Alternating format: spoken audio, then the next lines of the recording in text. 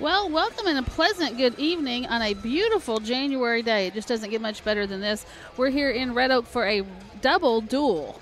Double duel tonight with the Red Oak Tigers, Clarinda Cardinals, Southwest Valley Timberwolves, and St. Albert Falcons. And of course, we have Eli Bales here with us on the call. And great day here, Eli. Yeah, I know it. It's kind of been feeling like I've been running around with my head. You've already been coaching wrestling I've been today, right? Up in Conestoga, then I get down to this, but there's nothing better than starting to get into the second half of the season here after break, getting into the new year. It's almost just like we said, a second season for wrestling, because just before you know it, postseason will be here right down the stretch. And like Melanie said, we have a quad, which is then the double duel in the same, because we have the Red Oak Tiger girls will be wrestling Southwest Valley tonight, and we'll have that here for you as well. But our first duel tonight is going to be St. Albert and Red Oak, and on our live stream, we'll only be having the black mat going, and that's the only mat that will be commentating.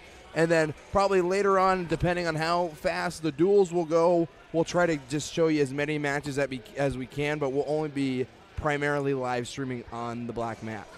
As Eli mentioned, you can watch wrestling tonight as well. You can watch on our YouTube channel. You can just search for KCSI Radio on YouTube and be able to watch all of the action, as well as all of Eli's exciting theatrical commentary along with it. And who knows, we'll have chicken wings. And chicken wing, you got the crucifixion. I mean, yeah, it's just not a good night of wrestling without a crucifixion. I mean, I think one of our girls had to get crucified tonight with did that. she? So, yeah. That's just it. It's going to be a good night, though, tonight. A very competitive duel, honestly, and with Red Oak having most of the kids here, and that's one of the biggest things that you look into a duel is you can have really good dual teams, and then you can have really good tournament teams, and there's a big difference between that. And with Red Oak tonight, you could take most of those open spots coming from Clarinda and St. Albert, and I think the good duel, the really good duel here tonight will be Red Oak versus Southwest Valley. There'll be some good wrestling all across the board. Some very young faces, too, for the Red Oak Tigers, and we'll be starting at 126. And again, just a disclaimer, wrestling's tough sometimes when they announce those names. We can't really hear it, and the wrong kid might be out there that we think is the right kid. So please just bear with us on that, but we'll be doing the best we can here tonight. We've been saying since we started covering wrestling a little bit more, they need numbers or names. Yes. Why don't they do that, Eli? That's a great question. There is some that have names on the back of your singlets, especially like a final singlet. Your name might be on the back. But the more now that I'm calling it on the radio, the more I agree. A number would be really nice just to have. Maybe we'll see though. But yeah, it's gonna be a good night for wrestling here tonight. Our second year of girls wrestling. Tell us. It's been a great thing for the sport of wrestling. I think just even coming from being at girls wrestling today, there was 226 girls in Conestoga at a wrestling tournament with all full brackets, and the second full year. That was actually Nebraska's third year having sanctioned girls wrestling, but it's been really good for the sport. Their girls are getting a lot better, and there's some really talented girls out there as well. So it's been a good year here so far. Lori, we're going to send Lori Lathrop. Thanks to Lori at our studios for keeping us organized tonight as well. We're going to send it back to Lori for a few of our sponsor commercials before we hit the mat running. That's right. So we'll send it back to Lori. Be back with more in a few minutes. Thank you. Let's do. How long do you think, Eli? We can probably do 5 commercials. We have 4 minutes, so. Yeah, we can probably get 4 in. Let's do 4 or 5 commercials there. Lori, just buzz us when you get close.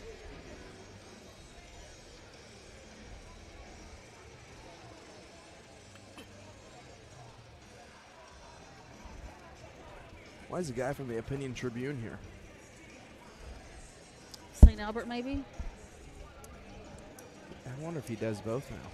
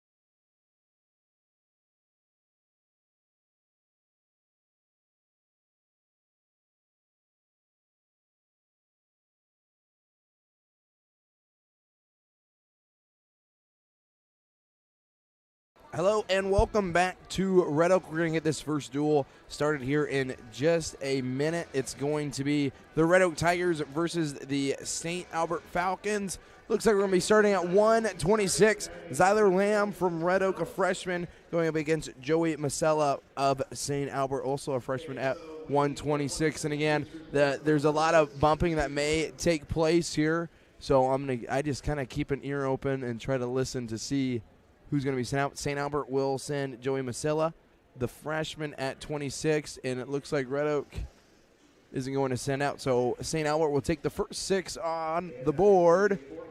So we'll head down to 132. 132 for Red Oak will be Gooseman, of Red Oak at 132. Going to be going up against Oliver Durank, a freshman from St. Albert, here at 132. And again, a sophomore in Gooseman and Durank, a freshman at 132, and that should get things started here for the duel tonight. After this first duel, again, they announced that there will be a short intermission for announcements of the Star Spangled Banner, some JV matches, and some girl JV matches as well. We should get things started here in just a second. I think this is Melanie's first duel on the call. We'll see. We'll see how. This should be great. I can probably turn my mic off actually. And Aaron's giving you all the trust to be able to be down here tonight. That's right. But should be starting here in just a minute. That's just the one thing with duels too, as well, is we never really know if we're starting or if we're not starting here. And you have to run this through track wrestling, and we're going to get things going. Gooseman of Red Oak and Jerick of St. Albert. And we'll get things started. On the red is Gooseman, and Jerick is in the green. They'll shake hands, and we'll get things started here. Here at center circle, a nice collar tie on the right side here from Gooseman. They circle back out of it, and they stay here in the center. That's one thing here, too, as well. To get this duel started off early, you want to be able to get that quick takedown here. Minute 40, nice high C coming from Gooseman, trying to be able to cut himself to the corner, trying to cut the corner, and he needs to be able to limp arm out, and will take down for Gooseman. Now up 2-0. Big improvement, especially from last year. Being a freshman, had a pretty solid season. Now coming into here for Red Oak. And just with a great high C, you can see the technique improved from last year to now. Jurek trying to be able to get up to his feet. Gooseman needing to be able to get himself to a mat return, and they're going to go out of bounds. Gooseman will still be in control. Minute 21 left here in this first period. 2-0. Gooseman of Red Oak leads over Oliver of St. Albert. Off the whistle here, a chop and jam on the left side. Needs to be able to try to roll on a wrist. Maybe he can get himself to a tilt here if he wants. Oliver gets himself to his feet. Gooseman needs to have a mat return. It's close to a locked hands. Might have got away with one there. Minute and 5 left here in the first.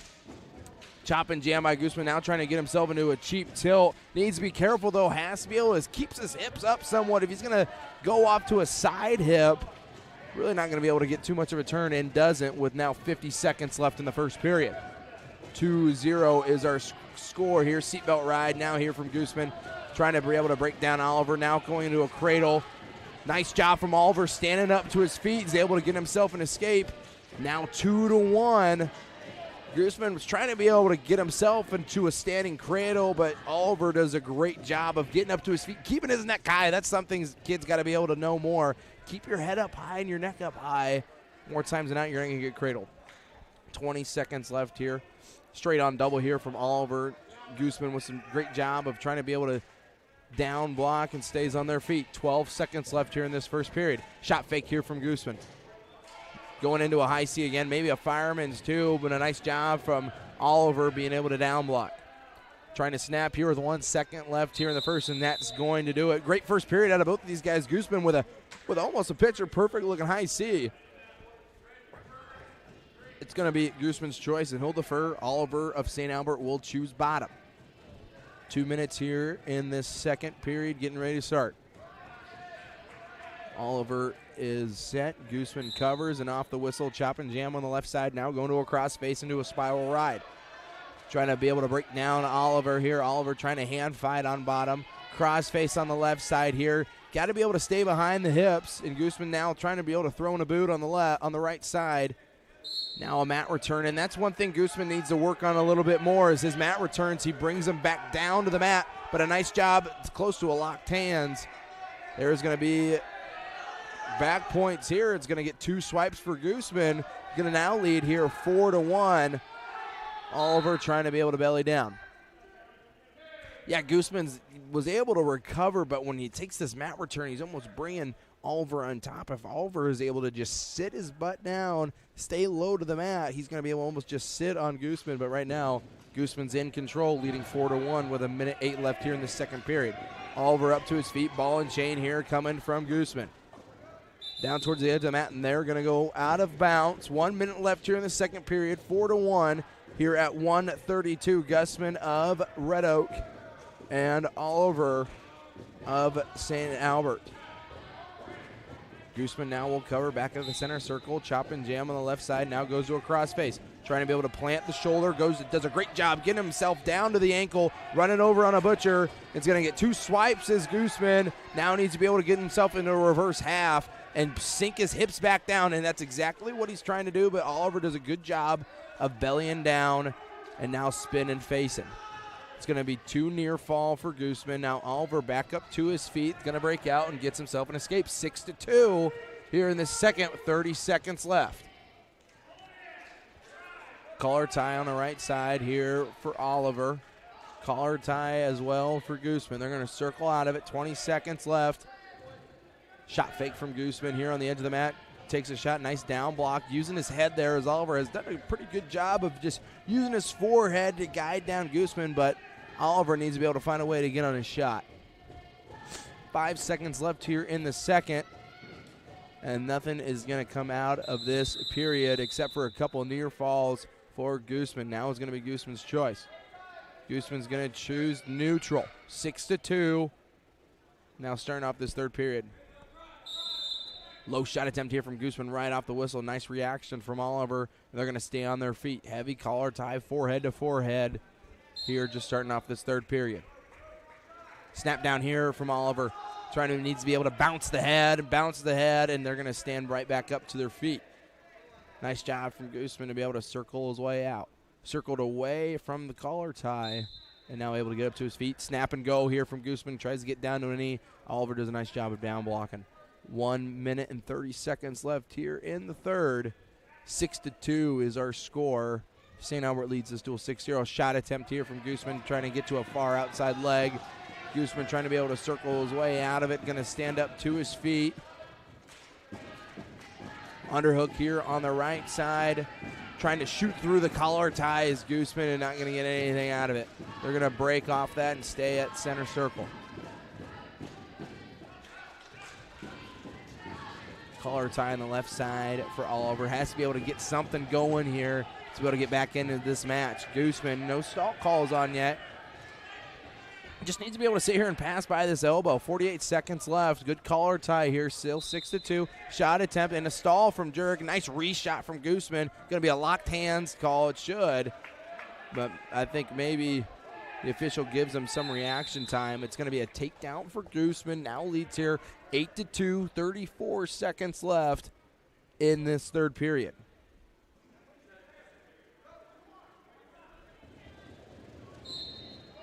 Now down will go Oliver. Gooseman will cover. Chop and jam on the left side.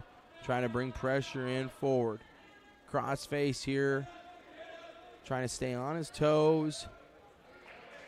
Rolling in wrist. Trying to be able to get 6 here. Doesn't have a major yet.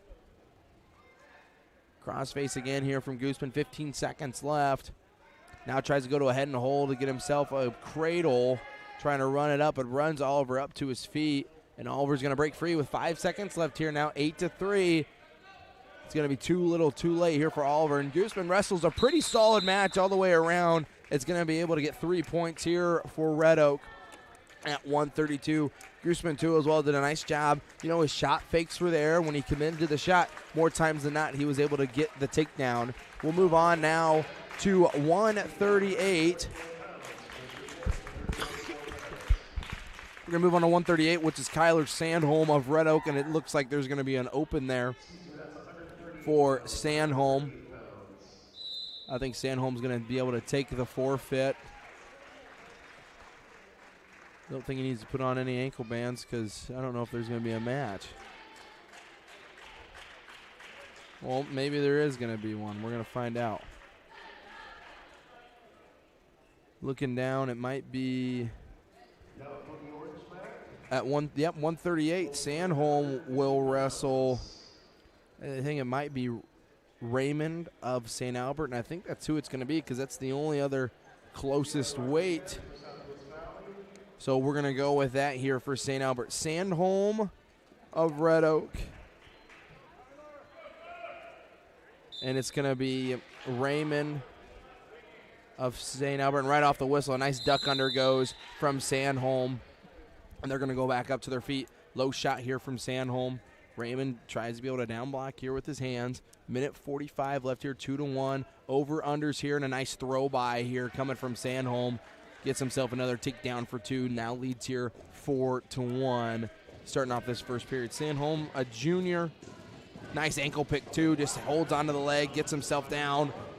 And nice, smooth, and controlled.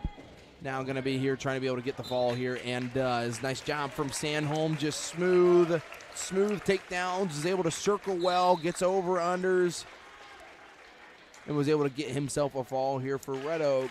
And we'll move on now to 144, which is Joshua Lorette of Red Oak, and I'm going to guess there's going to be an open. Well, maybe not. This might have been Raymond right here because I'm looking at my sheet, and there's nobody listed at 138, so there might be a bump, but I didn't hear That's why any. they need numbers. They do need some numbers, They so we'll need go with numbers. St. Albert and Lorette. You're right, they do. That's the problem we have sometimes is seeing in this duel, but that's okay. We're still going to have some good wrestling here for you. We're going to shake hands, Lorette of Red Oak and St. Albert here at 144. Underhook here from Lorette. Tries to get himself to a front head and arm position. Over-unders.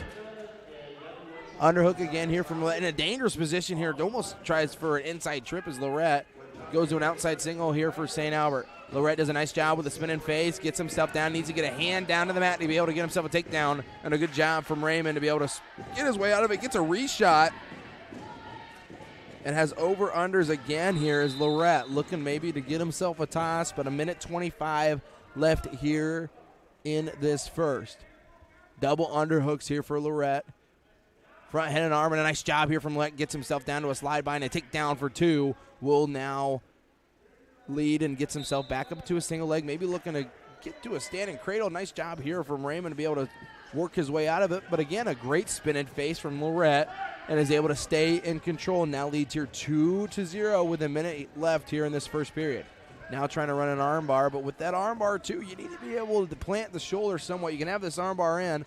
You see a lot of kids try to be able to run this and it goes straight up to their feet and trying to stack up in a 3/4 Nelson here as Lorette needs to be able to cinch his leg in, suck down tight, and a 3/4 Nelson, but needs to be able to keep his hips down. He's going to get a 1 swipe, and that's going to be about it. Again, Lorette trying to be able to go again for the 3/4 Nelson.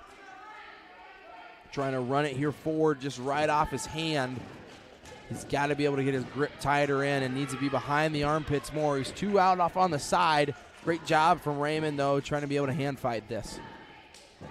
17 seconds left here in the first. Lorette of Red Oak leads 2-0 over Raymond of St. Albert. And I think we'll go into the second period here, but Raymond does a good job getting up to his feet. Now trying to reach over through, and it's going to get Lorette onto his back almost. Nice job from Lorette being able to scoot his way off his back, but it's going to be a reversal for 2 for Raymond, and it's going to tie this match up with only, with 5 seconds left in that first period. Great job from Raymond to be able to get himself out. It's going to be Raymond's choice. Raymond's going to choose bottom.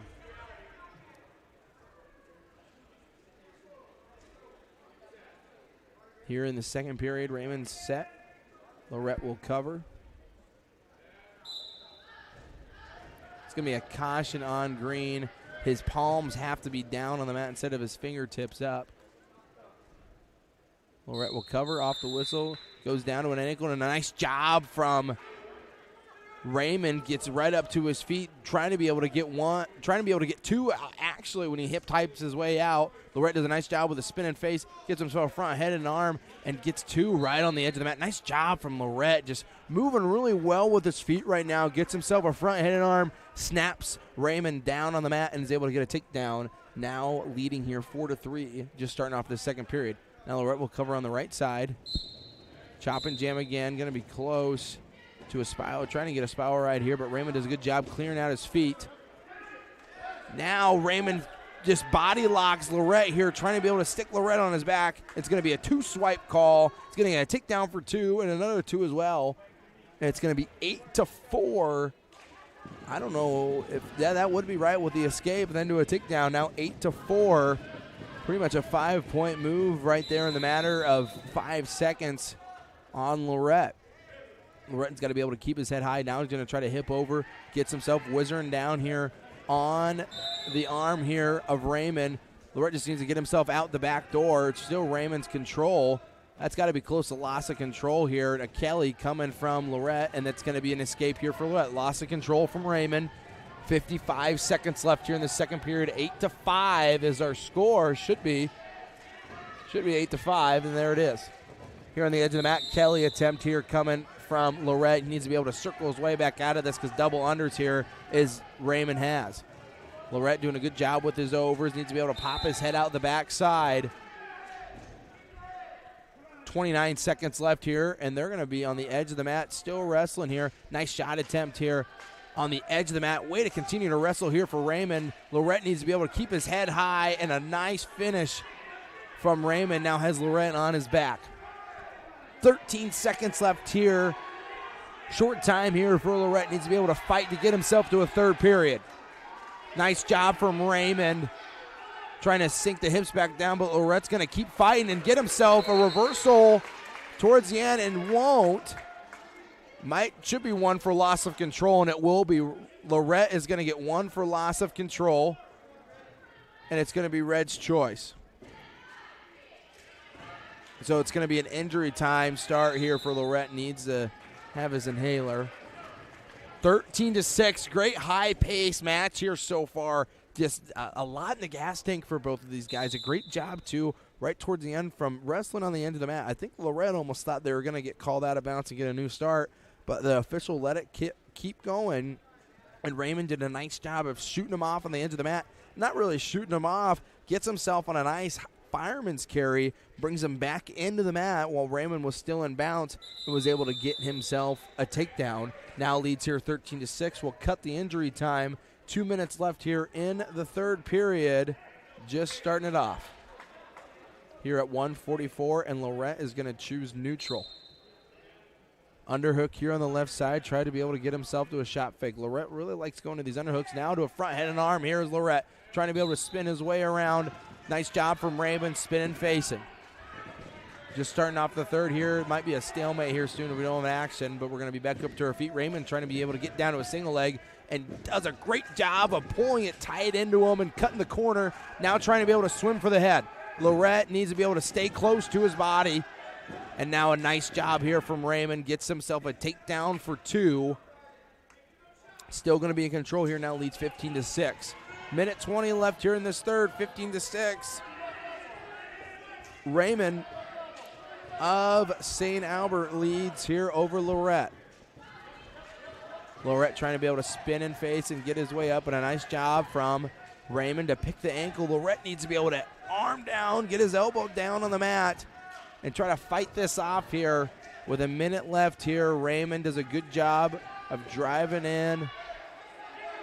Has a reverse half here, driving the arm forward. Lorette trying to be able to fight off his back.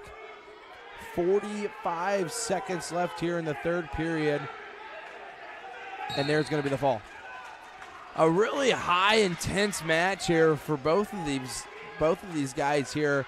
We're going to maybe, I think, have an injury time here on. Oh, well, there's no injury time because that's going to be the end of the match.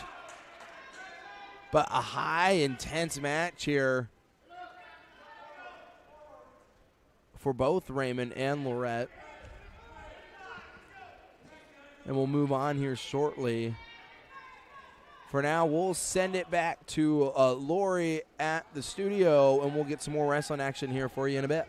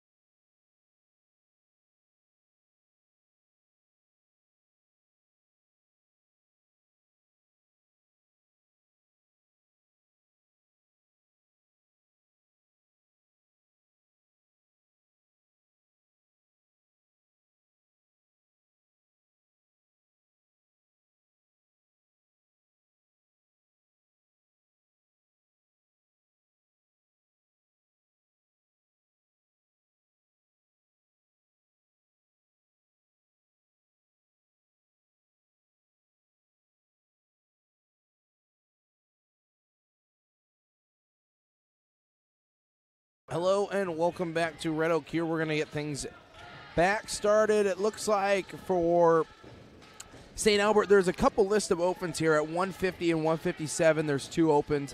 It looks like Jackson Terry will be taking the forfeit, I'm guessing, at 150.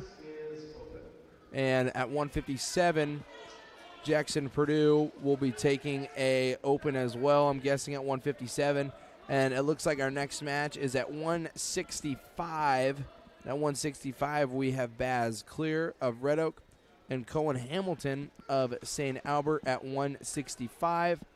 And then at 175, it looks like St. Albert will be open, 190 open. And then 215, it looks like we will have a match. 285 is open for St. Albert, 106, 113, and 120 as well. So the bye will be the forfeit will be taken here by Jackson Purdue at 157. Now at 165, Baz Clear and Cohen Hamilton will wrestle here. Baz Clear, a senior, Cohen Hamilton, a sophomore for St. Albert, and we'll get things started here in just a second. Again, we have the duel here live streamed on the Black Mat all night. We'll have these matches for you.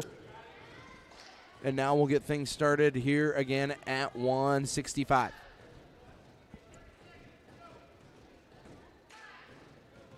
We'll go to center circle, shake hands here, and the whistle's blown, and we'll get things started here at 165. Baz Clear of Red Oak and Cohen Hamilton of St. Albert. Collar tie here on the left side here for Hamilton. Baz Clear trying to be able to circle his way out of it. Now getting onto a two-on-one, rolling his wrist back out. Now has an opportunity here to be able to elbow off. That's a move right there, trying to be able to hit himself a throw by. Nothing comes out of it. 30 seconds gone here in this first period at 165. Collar tie again here on the right side for Clear. Snap down here. Nothing comes out of it. They're going to stay at the center circle. Minute 20 left here in the first. Some good hand fighting, especially in this first period. You kind of feel each other out to see what your tendencies are. But if you can dominate the hand fighting, especially in this first period, it gives you a real ample of opportunity to be able to score a lot of points here, especially later on in the match. Underhook here on the left side here for Clear. They're going to circle here at the center of the mat. Pummel in here as well. 50 seconds left in the first. Collar tie on the right side. Works his way out of it. Clear and Hamilton. Hamilton lowering his elevation here. Now on a collar tie on the left side. They're going to break out of it. Still owning the center circle of the mat. Collar tie on the right side here. Now rolling in on a wrist is Clear. Shot fake here from Clear. 25 seconds left in this first period. Straight on double leg here coming from Clear. Needs to be able to finish up and get up on the legs, and they're going to go out of bounds. Clear had himself an opportunity. Needs to be able to finish the shot. When you shoot on a straight double like that, you got to sink your hips in pretty tight. And it's tough to be able to finish because then it's just pure strength. 15 seconds left here in this first period. Our score is still 0-0. Russian tie attempt here from Clear, but a nice job from Hamilton to be able to break away from these wrists. Collar tie again. Inside collar tie here for Hamilton, and that's going to be in the first period. It's a lot of just hand fighting here, trying to circle at the center of the mat. Hamilton's choice. Hamilton will defer. It's going to be Clear's choice, and Clear will choose bottom.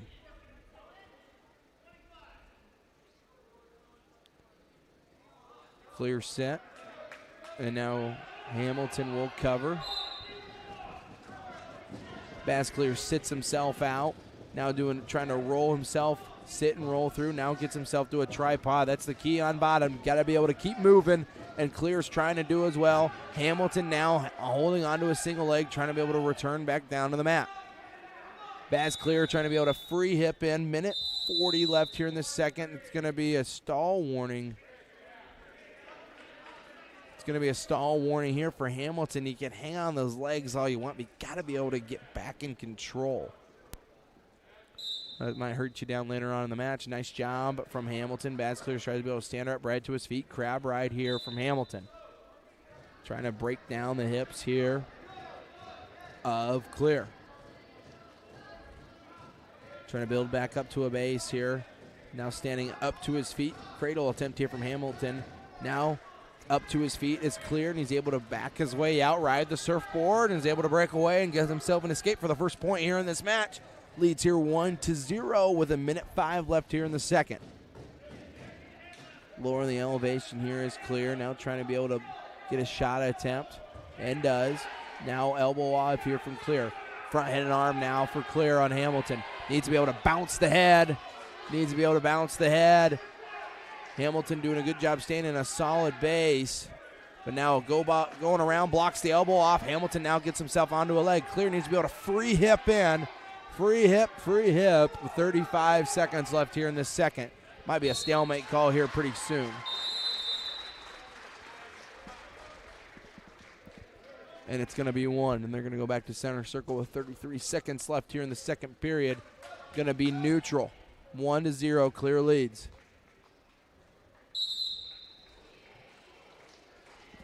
Collar tie on the right side here for Clear. Hamilton circling his way in. Collar tie on the right side. Shot attempt here from Clear. Nice down block from Hamilton. Shot attempt again here from Clear. 12 seconds left here in the second. Got to be able to circle. A lot of these shots here are too straight on. You got to be able to create some sort of an angle by circling, moving the guy one way, and then coming another cow catcher here, right here for Clear if he wants to send it through. That's going to be the end of the second. It's going to be Hamilton's choice with one stall call.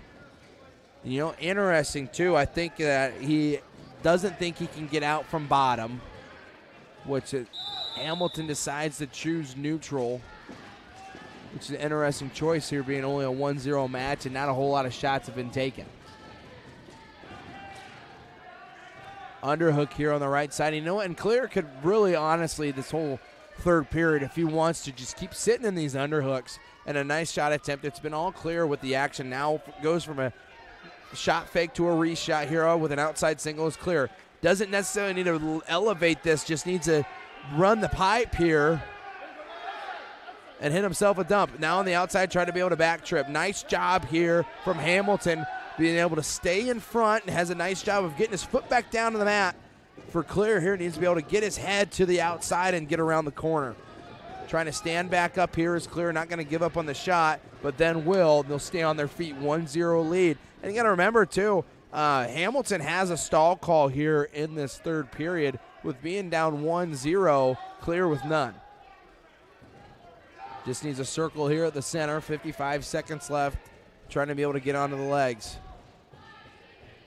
Collar tie here on the left side. Now a collar tie on the right side for Clear. 45 seconds left here in this third period. Collar tie here again on the right side, and a shot attempt here coming from Hamilton with 38 seconds left here in this third period. Clear trying to be able to free hip in, keep his hips down. Needs to be able to take his left hip and hip down into him. And once you can hip down in and lift the elbow, it's very uncomfortable, and you're able to flatten him out just like he's doing now. A nice cross face from Clear, 21 seconds left, and I guarantee there's got to be some sort of stalemate call here in a second, especially if you're Hamilton, and there's going to be your stalemate. 14 seconds left here in this third period, 21-12. is our team score. Red Oak leads 1-0. Clear leads here. Just needs to be able to down block. No stall calls here, just smart wrestling. Stay out of these ties. No reason to be in these ties right now. Underhook here on the right side, 5 seconds left, and it looks like Clear is going to be able to get out of here with one. The 1-0 win. And, you know, it goes back to that interesting choice in the third period. You choose and say, hey, we're going to go neutral. I don't think I can get out of bottom. And Clear is able to get himself a win. Nice job from Clear. Good gritty win at 165. And it looks like at 175 we have Andrew Johnson of Red Oak. And for St. Albert is open. And at 190, Nolan Perrin of Red Oak.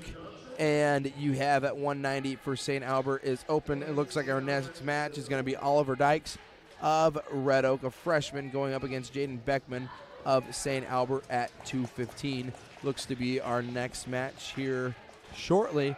And it looked like it's probably going to be our last match of the night here of this duel.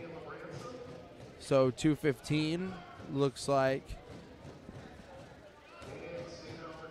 Looks like at 190 you take Ransom, goes out and takes the forfeit.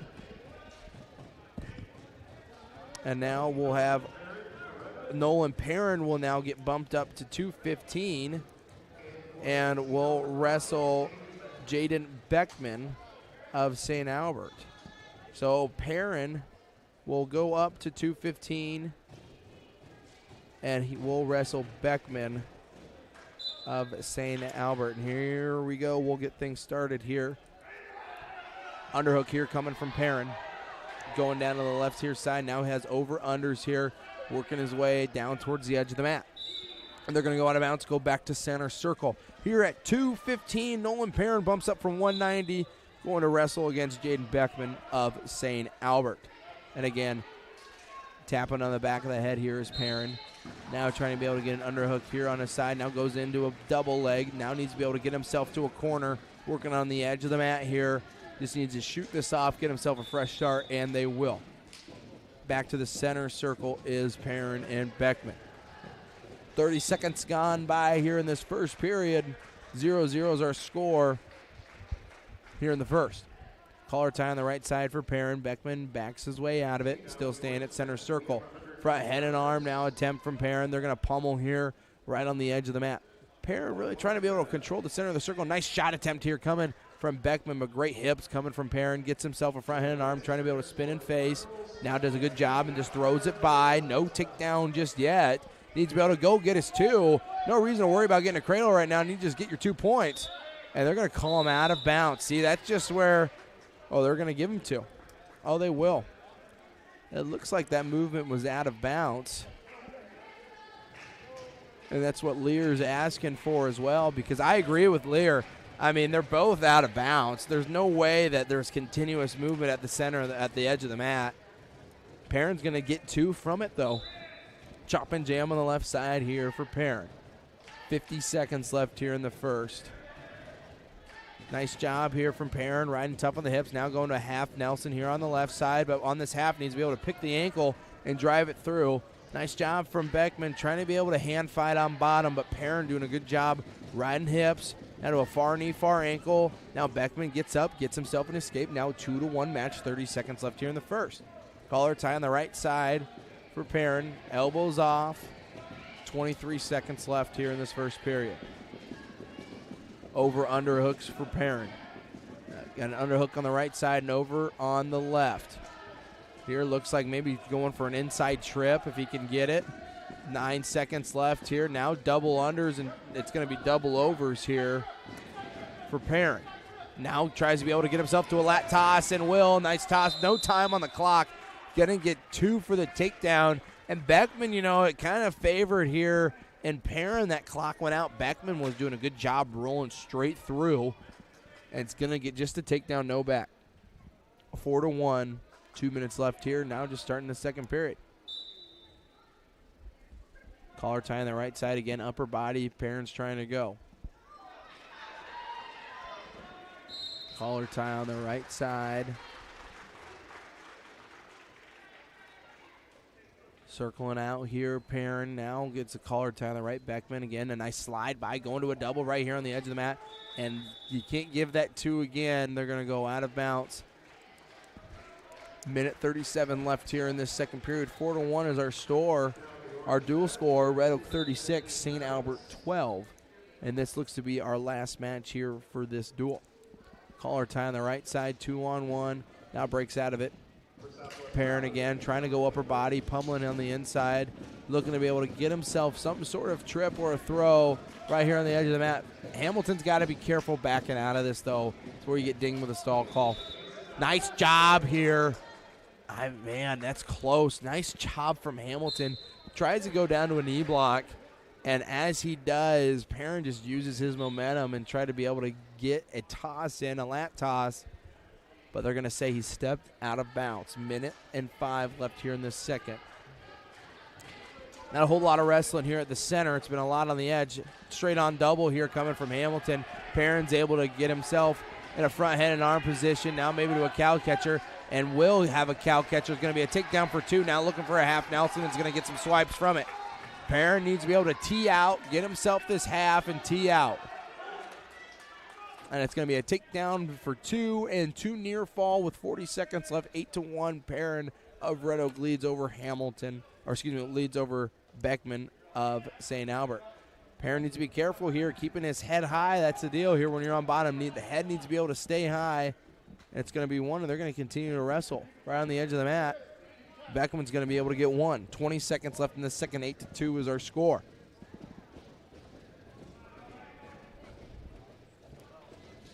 A lot of wrestling here on the edge of the mat. A lot of upper body stuff, too, as well. Perrin's been pretty comfortable going upper body. And Beckman as well, not shying away from it. And they're going to go out on the edge of the mat. And that's going to be the end of the second period. It's going to be Beckman's choice. Beckman's going to choose bottom. 8-2 here at 2:15. Beckman set. Perrin now will cover. Chop and jam here on the left side. Perrin now trying to be able to go for a 3/4 Nelson. Has to be able to cinch the leg in, though. You need to throw a leg in on the inside to be able to run that. And they're going to break out of it now. Onto Aristus Perrin. Beckman trying to be able to break hands free and get up. Tripods up to his base. And will get an escape. Now the score 8-3. Minute 35 here, especially, with a lot of wrestling action happening on the edge of the mat. Wouldn't be surprised, again, seeing a toss out of both these guys. Even with an 8-3 lead, Perrin's still just trying to go upper body looking for a toss. And again, from backing out from Hamilton, that's where that stall call comes into play. Collar tie on the right side. Now here comes a headlock from Beckman, but a nice job from Perrin, just sitting on his leg. He's going to get a takedown for 2. Now needs to be able to throw in a half and scoot his way out. He needs to scoot on the edge of the mat, because right here Beckman just reaches back for a head and has the ankle. Is going to get a reversal for 2, and now some swipes. Need to know where you're at on the edge of the mat. Right here, Perrin, you're on the edge of the mat. You need to get a fresh start here. And a nice job from Perrin. Goes out the back door. It's going to get reversal for 2, and they're going to go out on the edge. It's going to be a 3 near fall. So you're going to get a reversal for 2 for 3 near fall. That makes it 8-12. And we're right back in with a good match here, and Beckman's going to be on bottom. 12-8 is our score. Perrin leads. And a dangerous position Perrin was in, but a way to keep good composure. And again, kind of trying to be in the same one here. Beckman's trying to put Perrin in. Now a 3-point match. 9-12, 37 seconds left. And like I said, there's been a lot of upper body movement here right on the edge of the mat. Perrin's got to be careful. A stall call is going to be coming soon if he's not going to circle back in. For Beckman, St. Albert, you got to be able to use these underhooks or these overs that you're throwing in. Needs to be able to use it and be successful with it. Here again, double underhooks here from Beckman. Throws Perrin straight to his back. He's going to get a takedown in 2 swipes. I don't know if he gets 2 swipes or not. With 12 seconds left here, might be a little too late. Has to be able to cut him. And they're going to go out about 6 seconds left. Needs to just let him up. Perrin just needs to stand and circle. Just needs the down block. Nothing stupid here. Needs to come from Perrin. And, and Beckman's interesting. He's going to do an alternate start. Perrin doesn't even need to stand up. And here comes Beckman trying to be able to get a takedown here on the edge. And Matt Perrin does a good job of seeing his rate. It's going to be a takedown for 2. Oh, they're not going to give him it here close. And Perrin's going to be able to escape with a 13 to 11 victory. It should be, because he should have gotten the escape and close, but a great match from both these guys all the way down to the end of the stretch. Perrin's going to end up on top with a 13 to 11 win, and that will do it at 2:15. And now we'll move on to 285. And at 285, it looks like they will be open for St. Albert, and it looks like Shriver of Red Oak will go out and take a forfeit. And then we'll go to 106, Ostaf. Hopefully I'm saying these names right. Melanie, you might have to correct me on some of these. At 106, Ostaf for Red Oak will take a forfeit. And at 113, there will be a forfeit as well. And at 120, there will be a forfeit as well. I'll get these team scores rounded up for you in just a second after we are done with this duel, but it looks like this duel will be finished up here shortly. And the nice thing about what's changed, and instead of waiting 45 minutes, there's only a 30-minute wait in between matches. So once you wrestle a match, it's now 30 minutes instead of 45. Eliminates a lot of downtime. And they'll go to 120 pounds here for Red Oak, which would have been our last match of the night.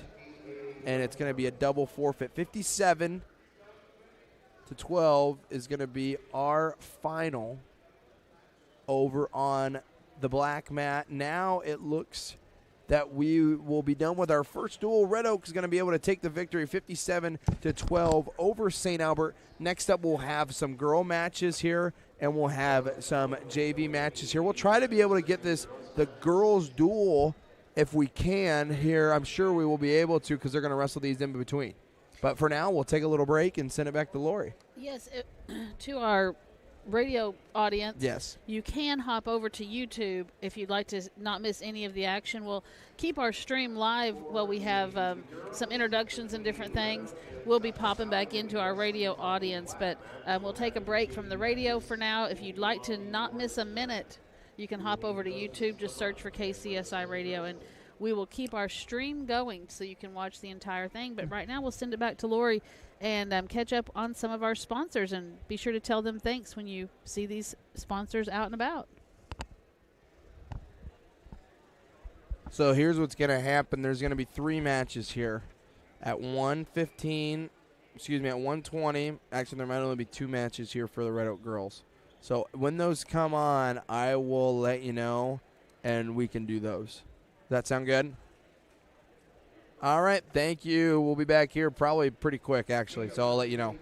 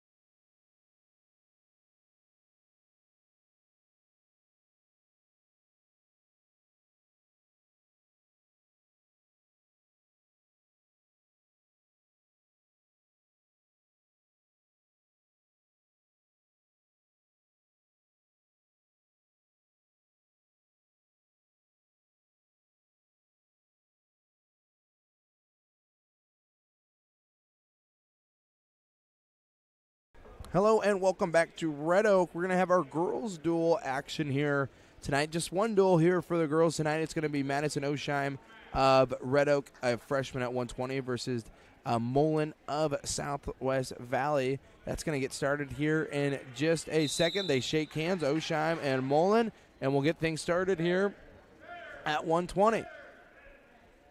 Still at the center of the mat, collar tie on the right side here for Mullen. Osheim trying to be able to get a front hand, or excuse me, Mullen a front hand and arm, and does a nice job with a snap down and spin around. Now going for a chop and jam on the right side. Now trying to reach out for a butcher. You know, I've learned that it's a very popular move.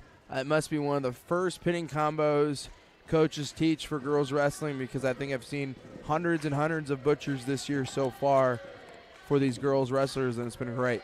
Chop and jam again here, and there's already going to be a stall warning here. Pretty quick one, I would say, here coming on Osheim of Red Oak, trying to be able to build the base back up in tripod, but Mullen's in full control here so far in this duel. Excuse me, in this match.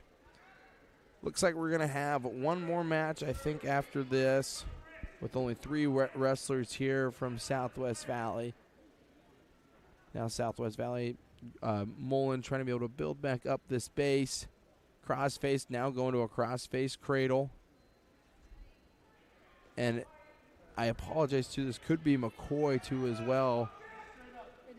It is McCoy, thank you. So it's going to be McCoy of Southwest Valley. That's why we got Melanie here. She can keep us straight and be the ears of this whole duel. So at 1:15, McCoy trying to be able to put a head in the hole. Chop and jam here on the left side again. Might be another stall call here shortly. And it's going to be another one right here. And it's going to be 1 for McCoy. Now leads here 3-0 with 15 seconds left here in this first period. Now with an armbar locked in here is McCoy. Needs to be able to plant this shoulder. Osheim just needs to be able to keep fighting here with only 5 seconds left in short time. Just needs to be able to shoulder down, and that's going to be here for this first period. It's going to be McCoy's choice.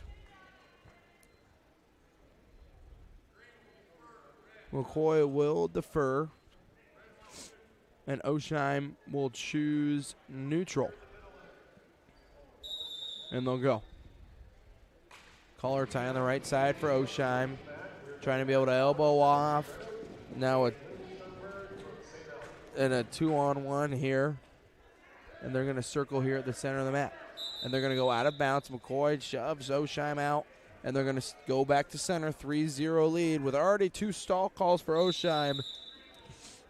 Needs to be able to stay and own the center of the mat. And there's going to be another one coming here soon if Osheim doesn't stay at the center. McCoy now goes to a shot, or excuse me, yes, McCoy now goes to a shot fake. Trying to be able to own the center here, and is just shoving Osheim back. Got to have some action and some movement here, and there's going to be another stall call, and it's going to be another point here for Osheim. It's 4-0 now. Excuse me, 3-0. McCoy leads over Osheim. A lot of just pressure, and now a Russian tie here from Osheim. Needs to bring that hand down to the mat. Now front head and arm here for McCoy.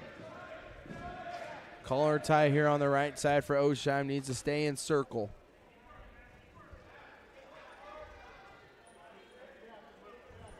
.50 seconds left here in this second. And another stall call I bet is going to be coming here soon if Osheim doesn't put some work in here at the center. Just backing her way. She's got to be able to circle. McCoy's been doing a lot of the action here so far, but needs to be able to try to be able to create a shot out of this. 30 seconds left here in this second period. Collar tie on again on the right side for Osheim. Circling in, trying to be able to bounce the head. But McCoy needs to be able to get in on somewhat of a shot. It's just been a lot of hand fighting here forward. Got to be able to circle. It's going to be another stall call. It's going to be 2. It's going to be 2 now for McCoy. And they're going to go neutral again here to still stay in this second period. That's 3 stall calls now. Here coming soon would be a 4th and then a DQ. So we got to be able to get some movement going here for Osheim. And that's going to be in here of the second period. 6-0. 6-0. And they're going to choose neutral again. And it's Osheim's choice, or excuse me, it's McCoy's choice. Collar tie on the right side for Osheim. McCoy now trying to get onto a 2-on-1 and just bringing pressure in forward. Need to be able to get a shot attempt. McCoy just bull rushing in here to Osheim, trying to be heavy on the head. Just being really physical here is McCoy. And McCoy just trying to stay on, but a shot has to be able to come. You have to be able. You can't just keep bull rushing as an offensive move. It's not. You can't. It's not really an offensive move. You need to be able to get some shots in. But for Osheim, there's a blast double leg here coming from Osheim. Needs to be able to try to be able to hit the corner. And McCoy is keeping her hips back. Osheim trying to be able to find a way to get to the corner. Needs to keep her head high and circle to the leg. And McCoy does a good job of staying down in front. Is going to get a takedown for 2. Now leads here 8-0. Osheim trying to be able to tripod her way up. Goes to a knee slide. Nice follow from McCoy. 45 seconds left here in this third period. Now going for a butcher is McCoy. Osheim just needs to be able to stand up to her feet, but Osheim does a good job of keeping pressure. McCoy keeping pressure here, now staying on her toes. Needs to be able to plant the shoulder back. But the flexibility here from Osheim is showing, not getting turned. 26 seconds left here in this third period. McCoy trying to be able to get a turn, and there's going to be nothing. And a nice job here from Osheim to be able to work her way out. 15 seconds left here, 8-0. McCoy leads. And, if you think you got 2 points, 3 and 4, 4 of these 8 points have been based on stall calls for Osheim. McCoy has 4 half her points here so far just from stall calls here in this match. It's going to be an 8-1 finish. McCoy wins over Osheim in our first match here for our girls duel. We're going to go into our second match here. I'm going to keep an ear open and see who we're going to be having up next at 125. So the weights are a little bit different here for the girls. 120, 125, 130, 135, 140, 145, 155, 170, 190, and 235 as our weight classes. So we're going to be at 125 pounds here. So it's going to be Elena Kuipers for Red Oak. And then it's going to be Declan Mullen, who bumps up to 125 to wrestle Kuipers of Red Oak. Kuipers and Mullen, and a headlock right off the get-go here coming from Mullen. Now trying to be able to sit back. Kuipers trying to be able to fight and bridge off her back. Pretty tight locked in here, but a nice job here from Kuipers to be able to work her way out. Nice bridge and just keep circling. That's the one thing with these headlocks is you got to be able to settle your hips down. You want to drive your heels in, but you can't just keep running it straight back. And that was an advantage here for Kuipers. And a nice tilt here coming from Mullen, but nothing comes out of it. Now hopping off to the left side here. Now off to the right side, trying to run a power half here is Mullen. Now trying to bull rush this over. And we'll get over on a half, trying to look for a reverse half, and it looks like Kuipers is pretty flat. And there's going to be the fall here for Mullen. Mullen's going to get the fall over Kuipers in 57 seconds. Now we're going to move on in here to our next match. It looks like it's going to be at 145. At 125, we had Kuipers, was lost by a fall. And then we have Nicole Bond at 130, and I think Bond will go out and take a forfeit. Then you have Josie McCunn at 135.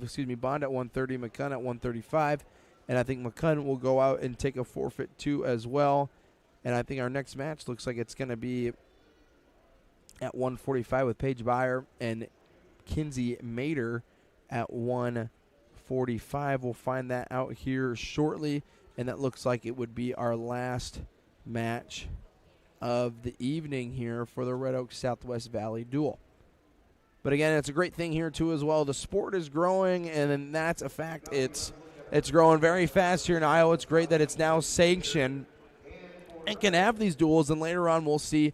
I'm pretty sure next year will be a thing where there might be two separate classes, because especially in girls wrestling, there's only one class with 100-some schools in just one class. Maybe next year it looks like there's going to be a Class 1A and a Class 2A, or a large school and a small school.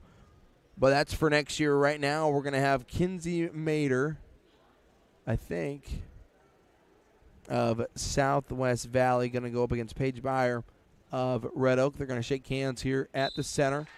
And we're going to get started. Collar tie on the right side here for Byer. Here at 1:45. Collar tie here on the right side here for Byer. Now a 2-on-1 with Mater. And Paige Mater then goes into a nice fireman's carry. Byer trying to be able to hip her way over and shoulder down, try to whiz her. But Mater does a good job trying to be able to reach for the head here. Needs to swim for the head, but at the same time, that's going to be a takedown for two right here for Byer.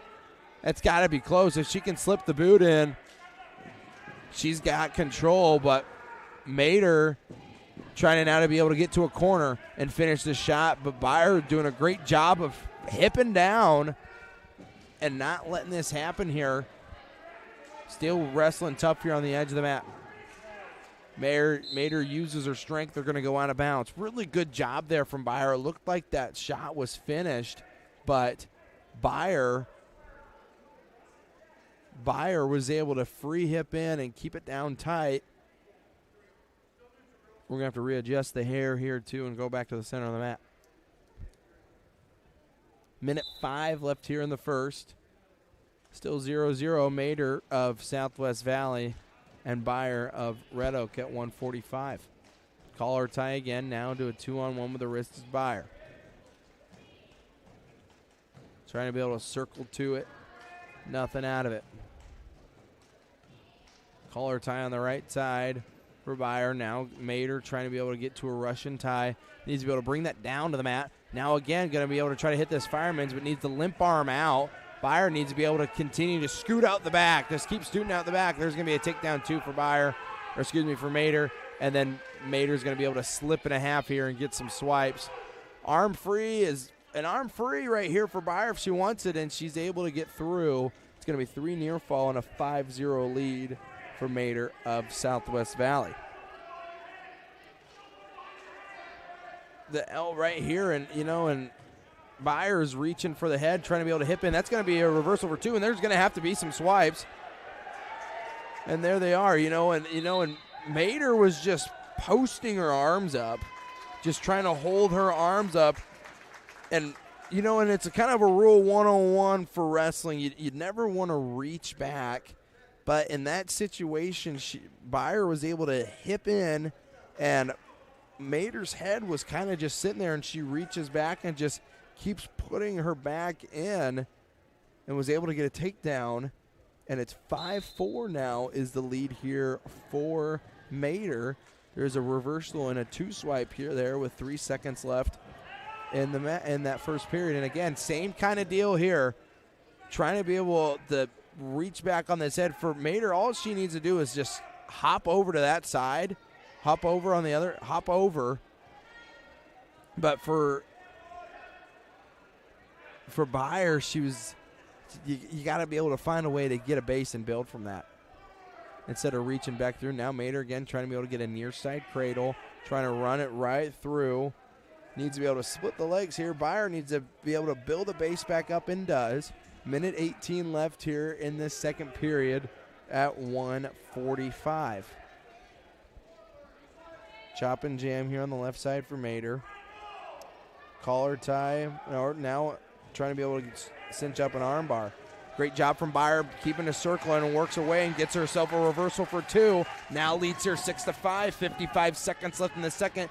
Nice job from Byer to be able to continue to move. Now trying to run a power half out in front. She needs to be able to hop sides. It's pretty tough to run this power half from out in front. Now with 40 seconds left here, a 6-5 lead. Nice cross face there from Beyer. Needs to stay physical with that. And just an arm pull down here from Mater. Uses her hips, comes back on top, and now she gets a reversal and leads 7-6 with 25 seconds left in the second period. Arm bar here for Mater. Now needs to try to be able to plant the shoulder. We've got to be able to watch to keep that legal. 15 seconds left. She gets out of the arm bar. Beyer trying to be able to hand fight and get herself up to her feet. And again, Beyer down on bottom, hand fighting, needs a hip heist, With 2 seconds left here, there's a 1 count, and there's going to be a 2 count. It's going to be close to give that a 2 count call, and it will be given. Now 9-6 is our score here going into the third period. It's going to be Mater's choice. Mater's going to choose neutral.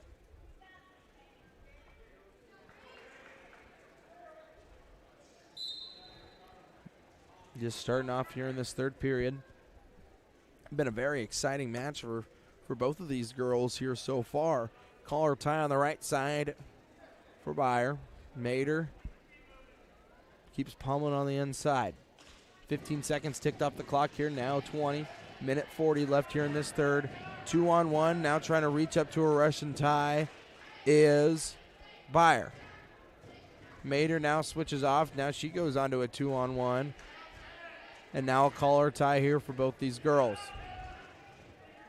Somebody right here, especially needs to be able to be heavy on the head. Try to be able to work your way out in front. Use your aggression, especially with a tight match like this, 9-6. Needs to be able to work to an inside tie here as Beyer now does. Minute left here in this third period. Need to see some action here. Now trying to bounce the head. Here is Beyer. Now has an overhook, and Mater circles out of it, which is smart with 50 seconds left here in this match. Collar tie again here, and they're going to break out of it. Pressure in here coming from Beyer. Backing up here is Mater. Got to be careful of a stall call here in this third, which may come soon, but they need to have some action. And right here coming to an arm pull here is Beyer. Needs to be able to just hip over the top and go around and get your 2. And and it's either you got to go for a pin or you got to be able to cut her and go get another takedown. And here's going to be some back points. There's got to be some swipes. There it is. Nothing yet. 18 seconds left here. Beyer needs to be able to readjust. She needs to be able to run this half. 13 seconds left here. 9-8. Here's our score. Now Beyer trying to be able to run this half here on the edge of the mat. Needs to be able to pick up the leg here. 5 seconds. Just needs a turn. There's going to be a 2 swipe, and that's all she needs. And she's going to come out of this match here with the win. It's going to be 2 near fall, and they're going to go out of bounds, and that's going to be the time. Nice job from Beyer to be able to finish that match and wrestle strong towards the edge of the mat. And that's exactly what you have to have. You got to have that drive here towards the edge of the mat. And especially down with seconds left, it's either you need a turn or you need to be able to cut. And Beyer goes with I need the turn. And she does a great job of just driving over, elbow deep in on the half, and is able to get to the near fall and wins this match 10-9. Great match from both of those girls. And that's going to be it here for the Southwest Valley Red Oak Girls Duel. But now we're going to have a short break here pretty soon. We'll have introductions and the national anthem, and we'll get our second duel here on the way. We'll send it back to Lori for a few minutes while we wait on the national anthem and introductions, and we'll get caught up with some of our sponsors. Again, if you're listening on the radio, you can hop over to YouTube. Just search for KCSI Radio on YouTube, and we will continue our live stream, and you'll be able to watch what's happening in the gym while we have this short break. And then we'll be back soon with the some more wrestling action. That's exciting girls action there. Very exciting. Some great wrestling that's been going on here all day. It is. So we'll send it back to Lori. Thanks to Lori Lathrop at the studio. And we'll be back with more here soon from Red Oak with our double duel wrestling action.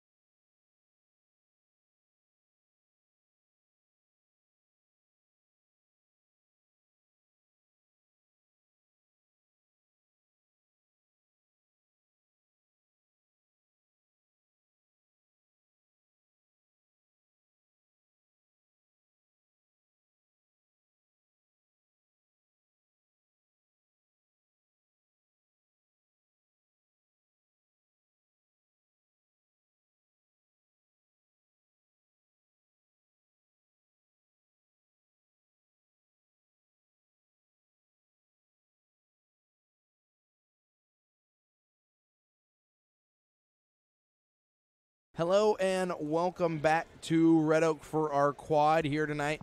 Gonna have a good duel on our hands here, I think, with the Red Oak Tigers and the Southwest Valley Timberwolves. You know, one of the big things you look at with duels is where are the opens? There's only 2 opens here for Southwest Valley. It's at 106 and 120, and with Red Oak only at 120. So it's going to be a 6-0 lead here to start for Red Oak because they have a 106-pounder, and with Southwest Valley not. There's going to be a double forfeit at 120, or you never know. There may be a bump in there, too, as well. You're going to look at this duel and say, can we steal with Braden Mater, a top 5 rank kid in the state for Southwest Valley at 113? You might be thinking they might bump him up to 20, depending if you're odd or even. You know, when they do the whole coin flip, it's odd or even weights who decide who gets sent out first and who gets sent out second. So we'll see how that ends up, probably to see what the points are like towards the end of the duel, and they'll go from there. But we're going to get things started here first. You got to take care of business in your match. It's going to be Dayton Gooseman of Red Oak and Brody Sparks of Southwest Valley, both sophomores here. Gooseman and Sparks. Gooseman with a nice win here in his first match against St. Albert of Jurek. We're going to get things started here. Minute 45 in this first period. Here at 1:32. Collar tie here on the right side here for Sparks.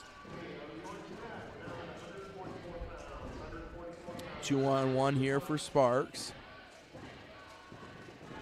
Now circling here, now gets himself in on a 2-on-1 of the wrist. Now Sparks tries to be able to go down to a leg.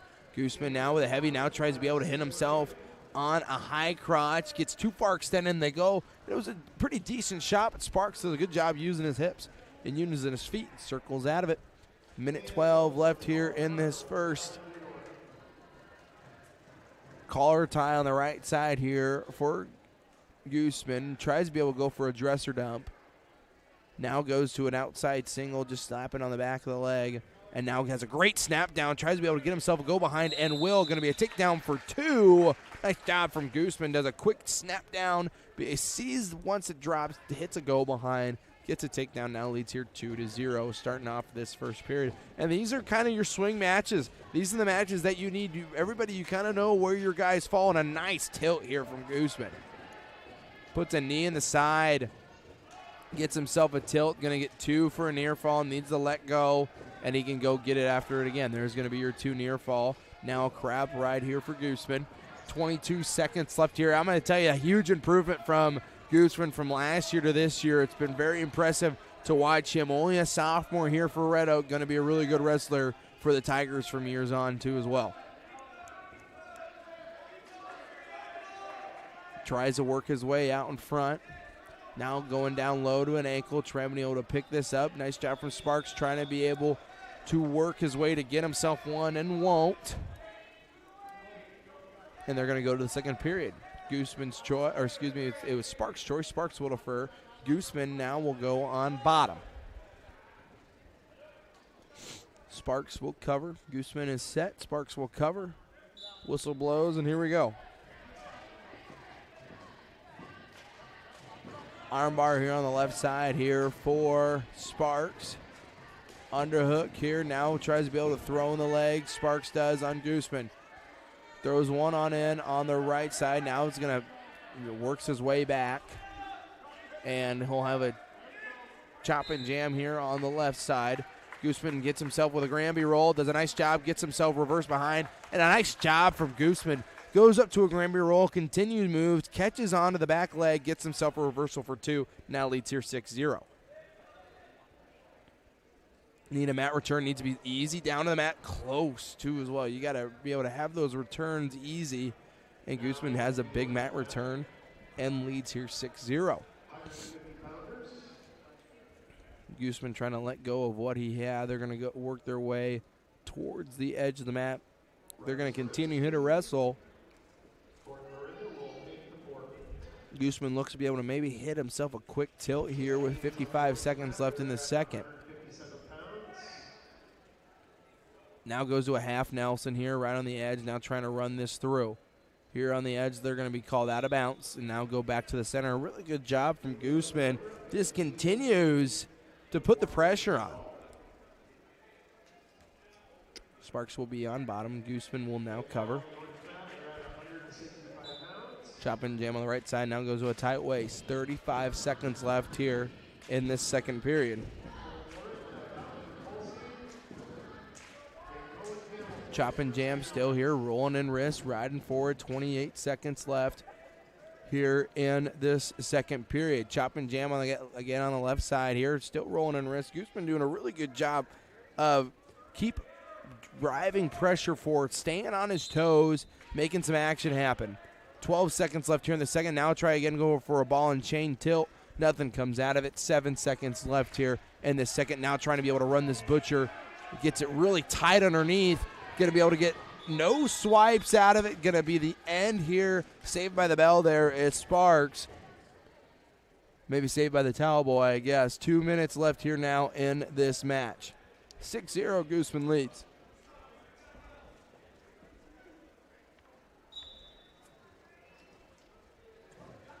Collar tie here on the right side. Again, been looking for this fireman's carry. Nice snap down again from Gooseman. Now trying to be able to maybe elbow off of this. Doesn't get anything out of it. Now going to go to the center back of the circle. Need to stay a good stance here with a 6-0 lead. Just need to be able to circle, get yourself in on some good shots. Collar tie on the right side. Ankle pick here from Sparks. Excuse me. Caught myself slacking there for a minute. It's been a long day. It's been a long day, but we got some great wrestling right here. Still at the center. Minute 20 left here in this third period. Front hand and arm here has Sparks. Gooseman does a great job working his way out of it. 6-0 left. Minute 10 left here in this third period. Now going to go back to center circle. Collar tie again. Now trying to reach on to control the tie. Minute left here in this third period. Shot fake. Really good shot fake from Gooseman. When you hit that shot fake, circle out and then just hit a big one. Hit a big shot here. Leads now 6-0 still. 45 seconds left here in the third. Now trying to be able to run this way through. Almost steps on the foot. Pretty sure you can't do that anymore. Now goes for a lat toss. That's just really not the smartest wrestling here from Gooseman. You got to know, hey, maybe this guy's giving me something, but it's a 6-0 lead for my takedown to a major. 6-2 here. Nice switch attempt from Gooseman.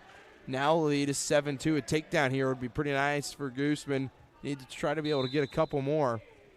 Nice shot here from Gooseman. Stays in. Locks, trying to lock his hands. Needs to be able to cinch his hips in. 10 seconds left here in the third. Got to be close here, and there's going to be a takedown for Gooseman. Now leads here 11-2. And that's going to do it here for Gooseman. Just for that one, trying to be able to have that lat toss. It was a really solid match from Gooseman. Just stayed consistent on his feet. Had really good shot fakes. And when the shots I've seen from him today, he's been just committed.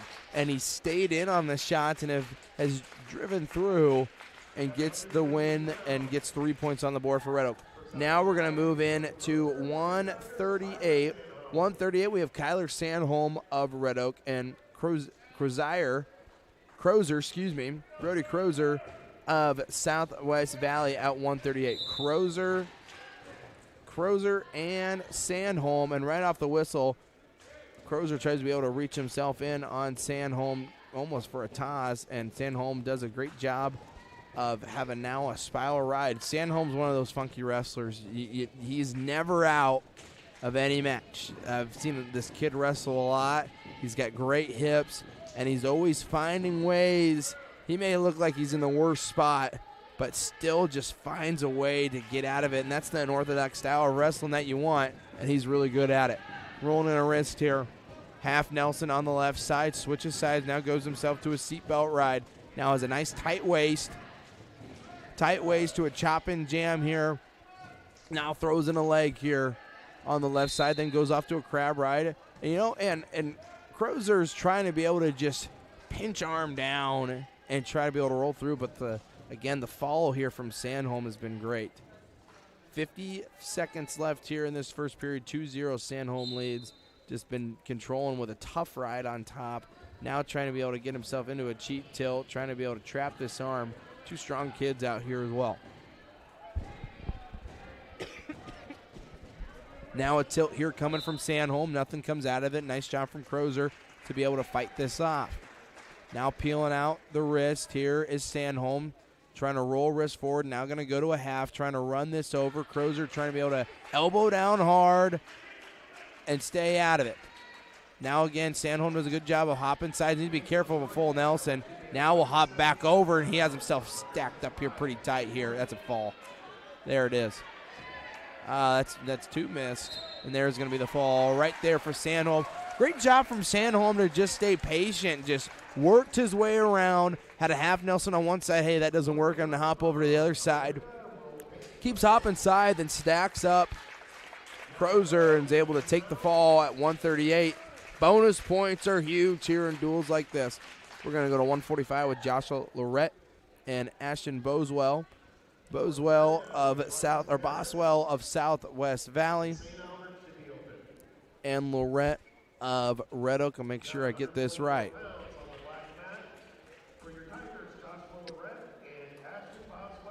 Yep, Boswell of Southwest Valley and Joshua Roulette. I'm struggling with the names today. When don't I struggle? Joshua Lorette. Lorette does a nice job here, gets himself right in on a single leg to a takedown here on Boswell. Now trying to be able to work in a half. Lorette had a tough, gritty match here in his first one. Now trying to roll on the wrist and stay tight. Now has a half in on the right side. Needs to keep with a tight waist or try to roll on the wrist. Lorette's going to go with rolling in the wrist. Boswell does a good job trying to be able to stay in a solid base. Now building up to his feet. 2-on-1. Now rolling in the wrist is Lorette. Trying to be able to look himself for a quick fall. Minute 20 left here in this first period. 9-0 is our team score. Red Oak leads. Now Lorette trying to be able to run this crossface cradle and does. Nice job from Lorette. Needs to be able to settle the hips down.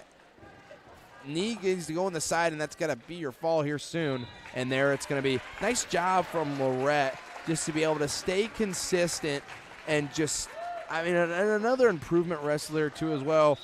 Lorette has been in the varsity lineup since a freshman, has just worked his way and has been doing a good job here for the Tigers.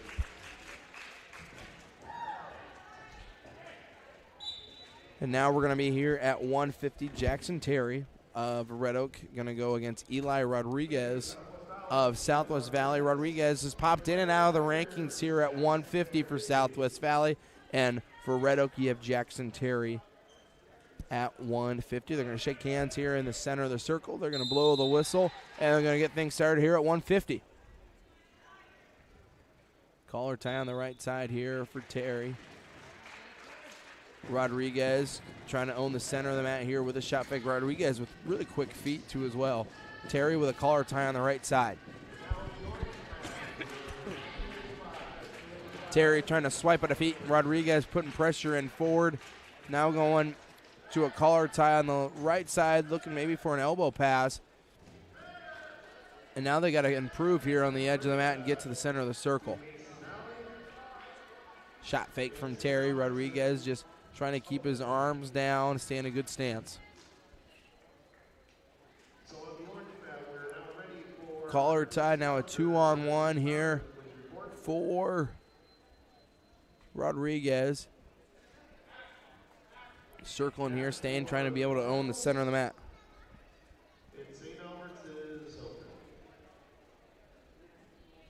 Still here, nice shot here coming from Terry. Needs to be able to stand up to his feet within, hit himself in the corner, but Rodriguez does a great job of staying down in front, but Terry back in again on the leg. You know, Rodriguez really thought he had this when he brought Terry down in front. Now a back trip here coming from Terry, and they're going to go out of bounds. Nice job from Terry to be able to continue the movement. Rodriguez looked like he had Terry flattened out in front with a nice crossface. Not going to happen, and Terry picks up the leg, and they're going to go out of bounds with 38 seconds left here in this first period. 15-0 is our team score here. Red Oak leads over Southwest Valley. Collar tie here on the right side here. Now goes down to a shot fake. Shot fake here again coming from Terry. Rodriguez still here owning the center of the circle, it seems like, but Terry again with a really nice shot, just wasn't able to finish. 15 seconds left here in this first period. 2-on-1 here for Rodriguez. Now Terry circling in here on the center of that. And that's going to round out here our first period. I think that's a very solid first period for Terry. With Rodriguez, I've seen this kid wrestle a lot too this year as well. Been very solid on his feet. Terry's going to defer to Rodriguez, and Rodriguez is going to choose bottom.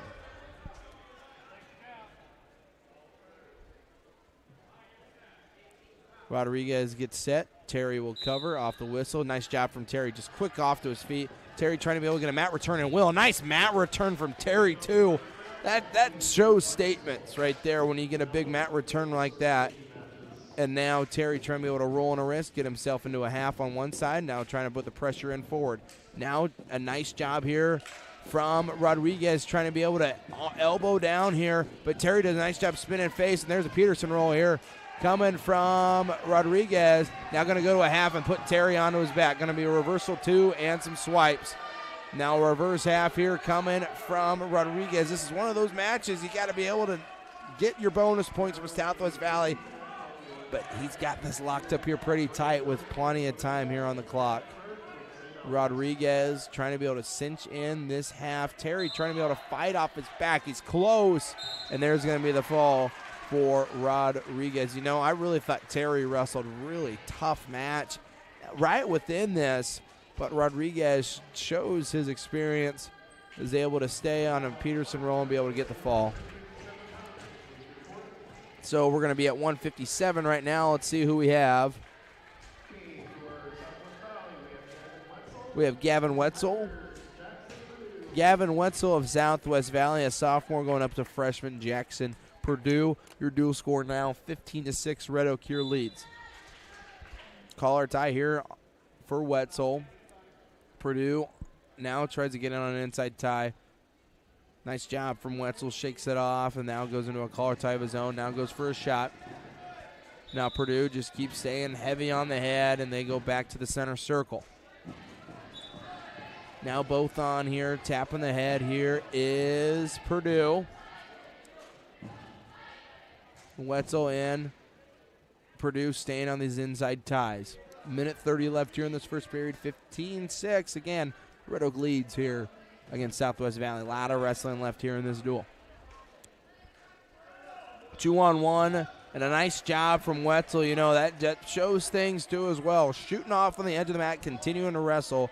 And right there, Wetzel's able to go in. Now goes on for a straight double. Purdue trying to be able to get his hips back.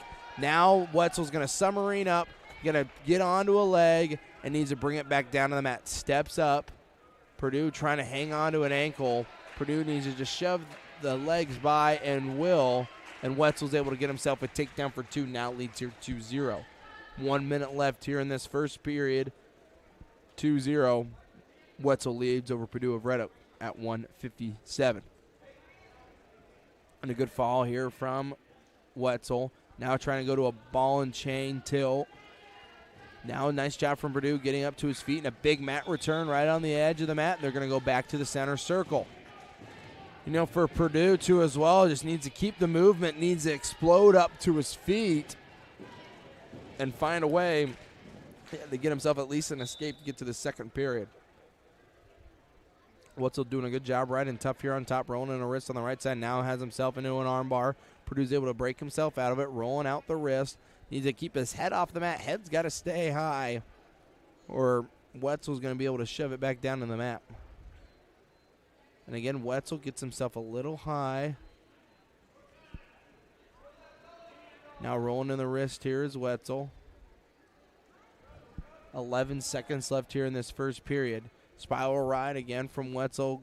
Purdue's got to be able to get his head off the mat, keep the head high, and try to explode out.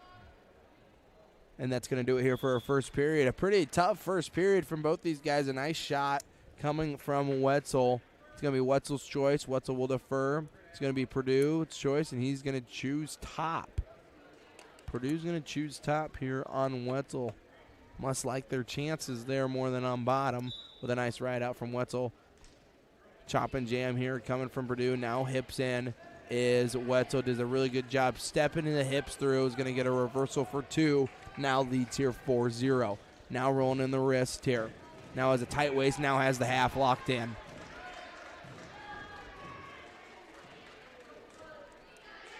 Hips are going to be down here for Wetzel, trying to be able to get himself a fall here. Purdue's trying to be able to fight. Wetzel needs to be able to tee out with plenty of time. Purdue trying to be able to find a way to break his arm through, but Wetzel's got them both here locked up. There's going to be close to your fall, and there it is. And again, these bonus points are big. In duels like this, bonus points are huge, and that makes it 15-12 here. Red Oak leads over Southwest Valley. Now we'll go to 165. So 165, it looks like we'll have Baz clear of Red Oak. Then Ian Forsyth.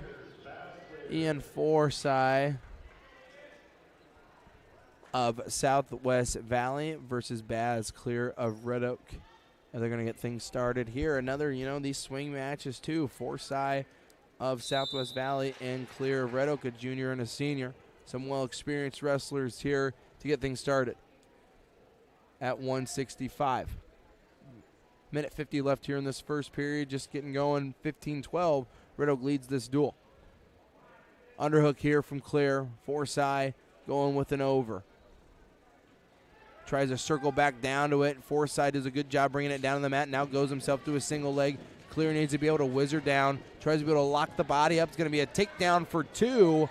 But you're going to have to be able to, that's close to calling him out of bounds. But, Clear is inbounds here, and it's going to be some swipes.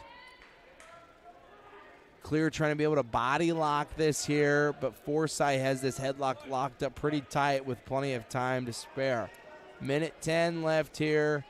Clear needs to either be able to body lock and bring out of bounds and know where he's at. So there's going to be 3 near fall and potentially dangerous. The potentially dangerous may be able. I'm trying to listen.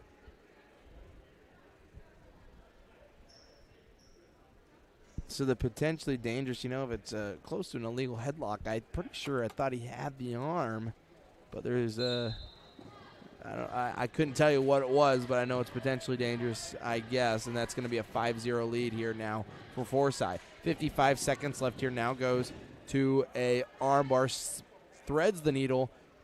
Clear needs to be able to keep away from those hips, but has to build up. He should not be looking into this here, because Forsyth is going to try to be able to run this just straight over. Doesn't really mean to walk this. Now Clear breaks away from that.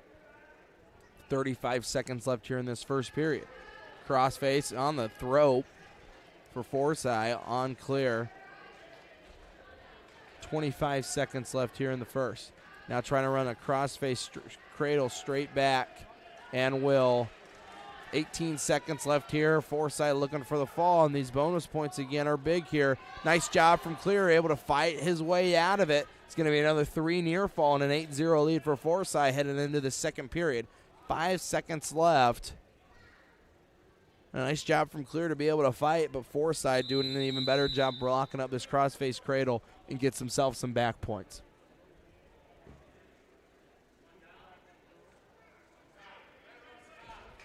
It's going to be Clear's choice, and again, Clear's going to take top. Doesn't think he's going to be able to get out from bottom.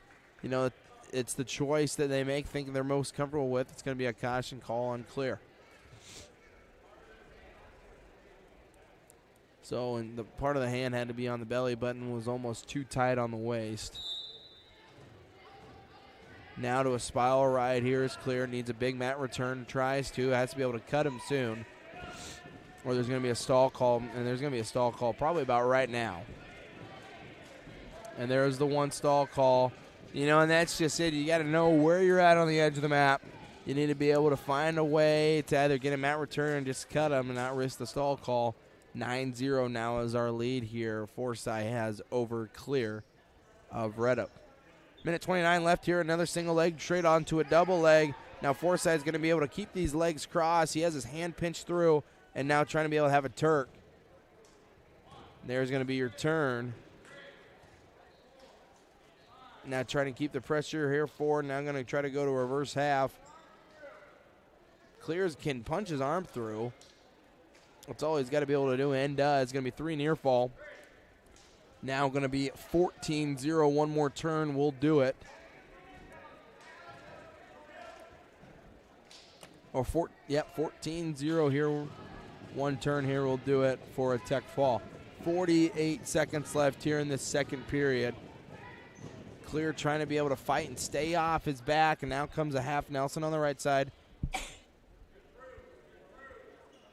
Forsythe needs to be able to hop over on the hips. Clear needs to be able to build the base. Now Forsythe rolls the wrist. Now going to pin it on the back here of Clear.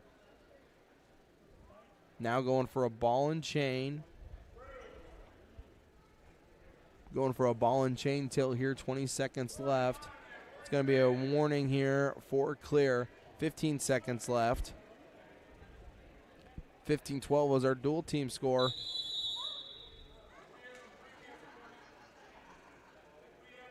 Yes, there is a previous warning. That'd be the end. So that's going to be the Tech fall here. There was a previous stall call earlier, and that's going to be a Tech fall. And there's a difference too as well. There's you might have instead of giving up 60, give up 5 here.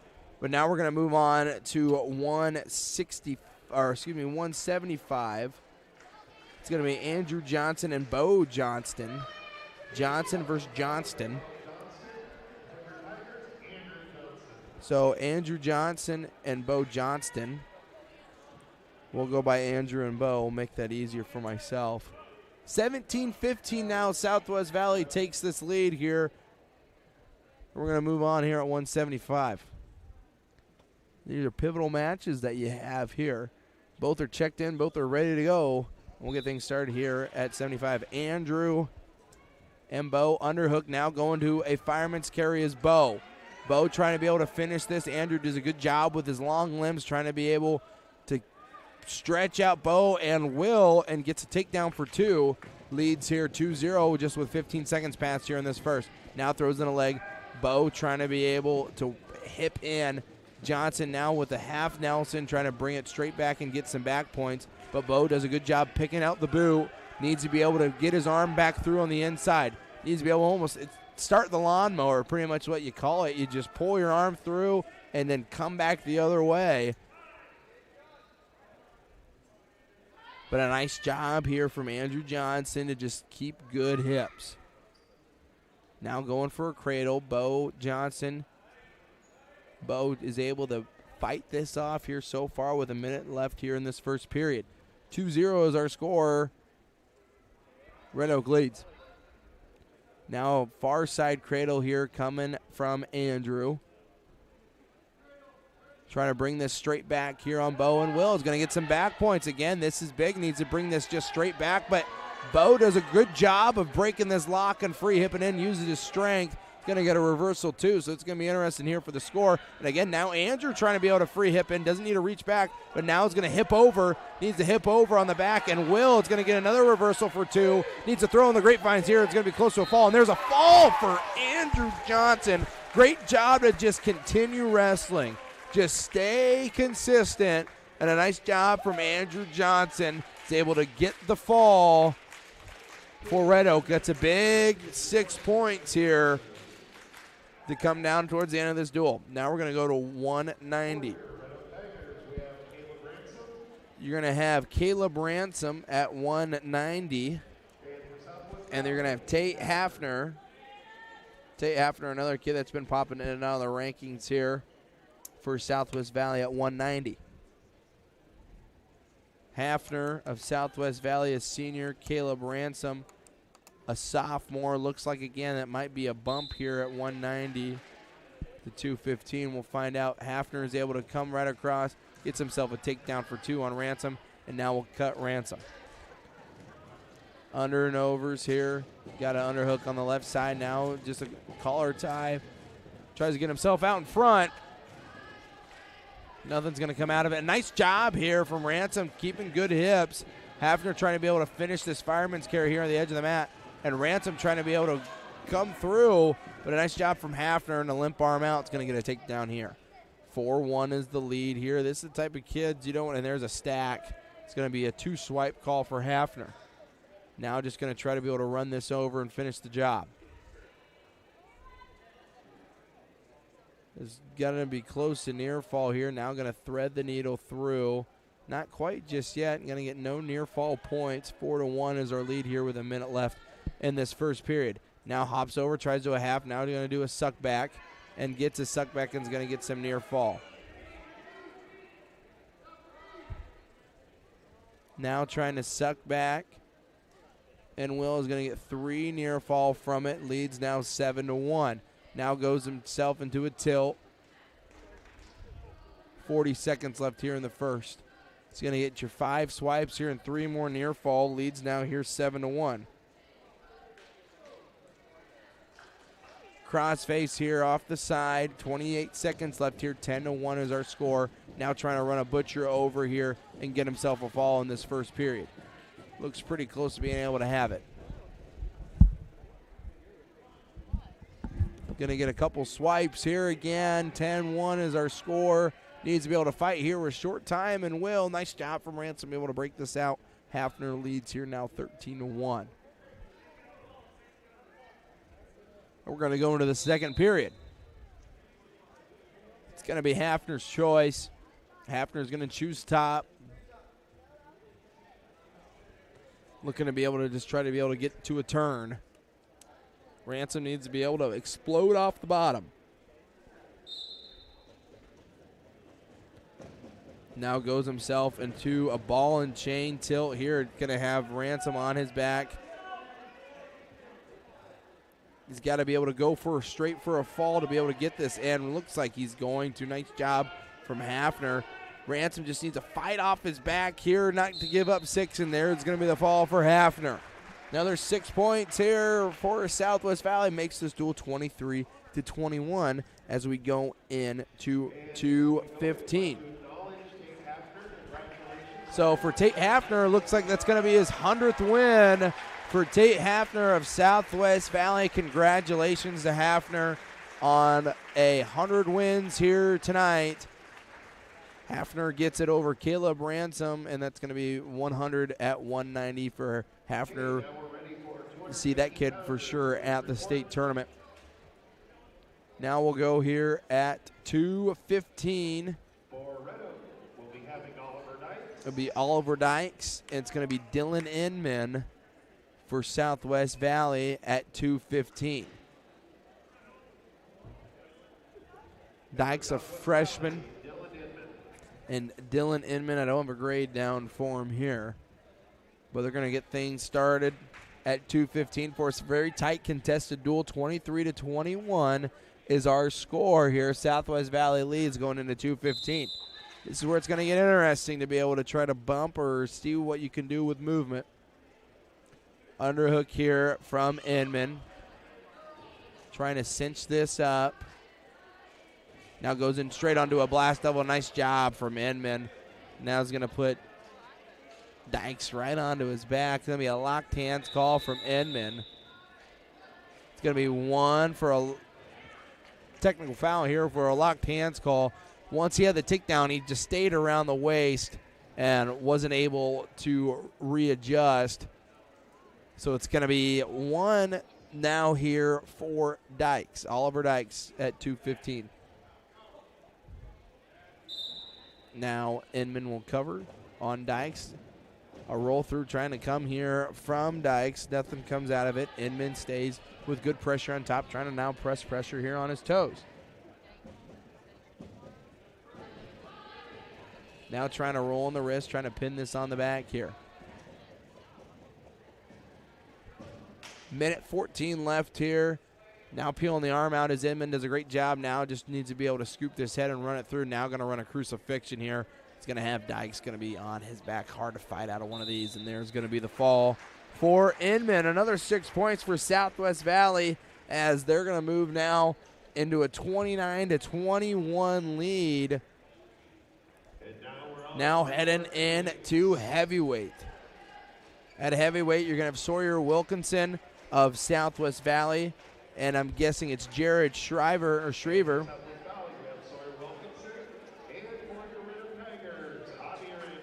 It's going to be Javi Ramos for Red Oak at 285 and Sawyer Wilkinson of Southwest Valley. Ramos, a junior. Wilkinson, also a junior here in your 285 bout. And again, it looks like Wilkinson trying to go with the upper body, gets himself into a bear hug situation right on the edge of the mat. And a nice job here. Great job from from Ramos, just continuing the movement. Nothing comes out of it, and they're going to go back to the center as they went out of bounds. Heavy collar tie and underhook here from Wilkinson. And they're staying here at the center. Ramos needs to be able to try to get the center of the mat because his stall call may be coming here soon if he doesn't circle his way back in. Slide by here coming from Wilkinson. Now going to a bear hug. Trying to cinch this up here for a back trip. And Ramos trying to be able to keep his body in tight. Wilkinson trying to be able to run this straight back. Looking for a back trip. And right here is a nice job here from Ramos. No points awarded just yet. Needs a spinning face and will. A great scramble right there for both these guys. 40 seconds left here in this first period. Wilkinson had a couple body locks locked up in a bear hug. Needed to run it straight back, but a great job from Ramos to keep working in the center circle. Collar tie on the right side. Underhook again here. And now need overhooks here. Just work your weight into them. Hit your back trip of your own. Nice job here from Wilkinson trying to be able to run this, but a nice job from Ramos just trying to battle back. Needs to hit a shot of his own here, and right here is where the weight's going to come down. Need to get out of this first period, and that's going to be a fall for Wilkinson. Stayed consistent and was able to get the fall. Another 6 points here coming for Southwest Valley. Going to be 35-21 now is our score. 106. It's going to be a forfeit, it looks like, for Southwest Valley. It depends just how they want to play their cards here, because I don't know if Red Oak can catch up for this. It's going to be 6 points here for Red Oak. Make it 35-27. And 113, it looks like Ramos of Red Oak will check in. And Ramos is going to take the forfeit at 113. And then Southwest Valley will then take the forfeit at 120 to win this duel tonight. A very contested, close duel that could have gone either way here. Just a couple of those swing matches. And there's going to take a couple forfeits here, and that's going to be a final here tonight. 40-33. We should be... Oh, excuse me. We got another match. That's my apologies here. I thought we started at 26. We actually started at 32. So it's going to be 2 forfeits there. That's going to happen. They took one at 13, took one at 20, and then now at 26. And our final for the night for Southwest Valley is going to be 47-33 is our final. Red Oak over Southwest Valley. And we will take a break here for just a minute. We have one more, Amber Ray and... Oh, we're going to have a girls match here. Yep. Okay. So we'll be at 1. So Amber Ray will be wrestling here against Mater, the 40-pounder, in an exhibition match here. So it's going to be Ray of Red Oak and Mater of Southwest Valley to get set to go wrestle here in a 145-pound match. They're going to shake hands here at the middle. Ray of Red Oak and Mater of Southwest Valley. Ray comes in on a 2-on-1. Mater now trying to work a front head. Minute 40 left here in this first period. collar tie on the right side now for Mater. Now tries to go to a front head and arm. Wanting to be able to bounce the head. Nice job from Ray. Circles her way out of it. Nothing comes from it. 0-0 still is our score with 30 seconds passed in the first. Collar tie here on the right side for Ray. Mater doing a good job circling now, getting these 2-on-1s. Needed to be able to see some offense. Great offensive match here in that first. Now Mater tries to be able to go down to a leg. Ray doing a good job of keeping her hips down. Now Mater trying to be able to reach the corner. Mater trying to keep circling, reaching the corner here. Nothing yet out of it. Ray now trying to be able to hip in. Needs to hip in the other way. And Mater hasn't been able to finish this shot yet. 52 seconds left. Now going to turn the corner. Gets a takedown for 2. Now leads here 2-0 over Ray of Red Oak. Armbar here on the left side. And that's a tough thing, too, as well. You try to run this armbar down in the referee's position, but it's really not able to happen as well, especially when you start running it. You almost run that girl right up to her feet, and that's what happened there. 20 seconds left here in this first period. 2-1 is our score. Mater leads over Ray of Red Oak. Collar tie again here on the right side. Now trying to be able to get a front head and arm here is Ray. But they're going to go back to this collar tie ear to ear here. 4 seconds left in this first period, and it looks like that's going to be the end of this first. Now going into the second. Here comes the flip. It's going to be Mater's choice. Mater will defer. Ray will choose neutral.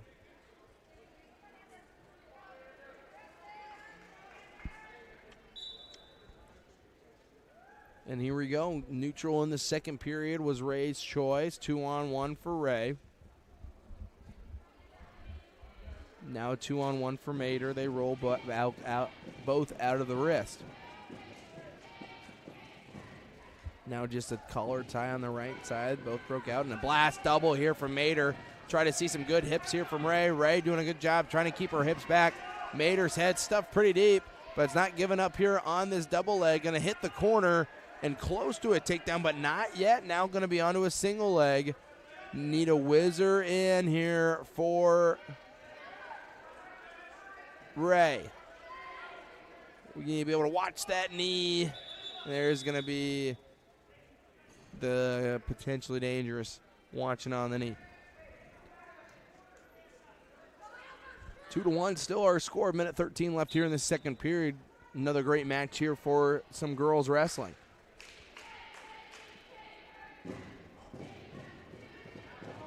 Collar tie again. Circling here at the center of the mat.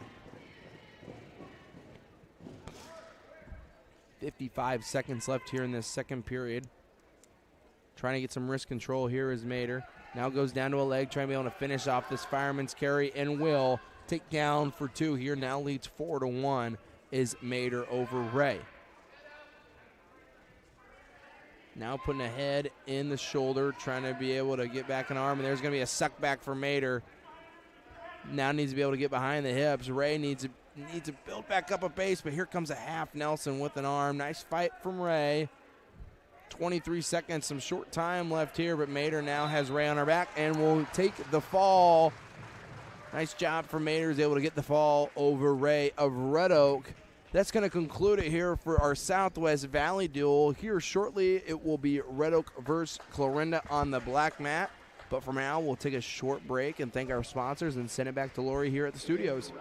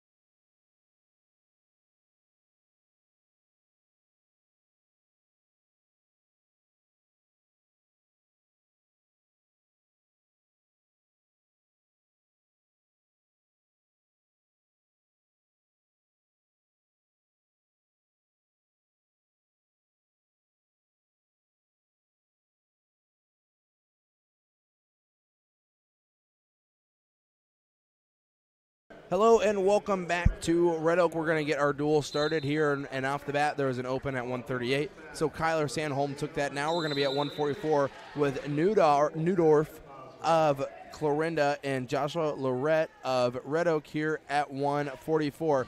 Underhook here on the right side for Lorette. Newdorf is trying to stay out in front. Nice job from Lorette. Gets a spinning face and gets himself a takedown for 2. Now leads here 2-0 with 1:40 left. Now tries to throw in the legs and get a power happen on top. Has himself just caught a little bit too high.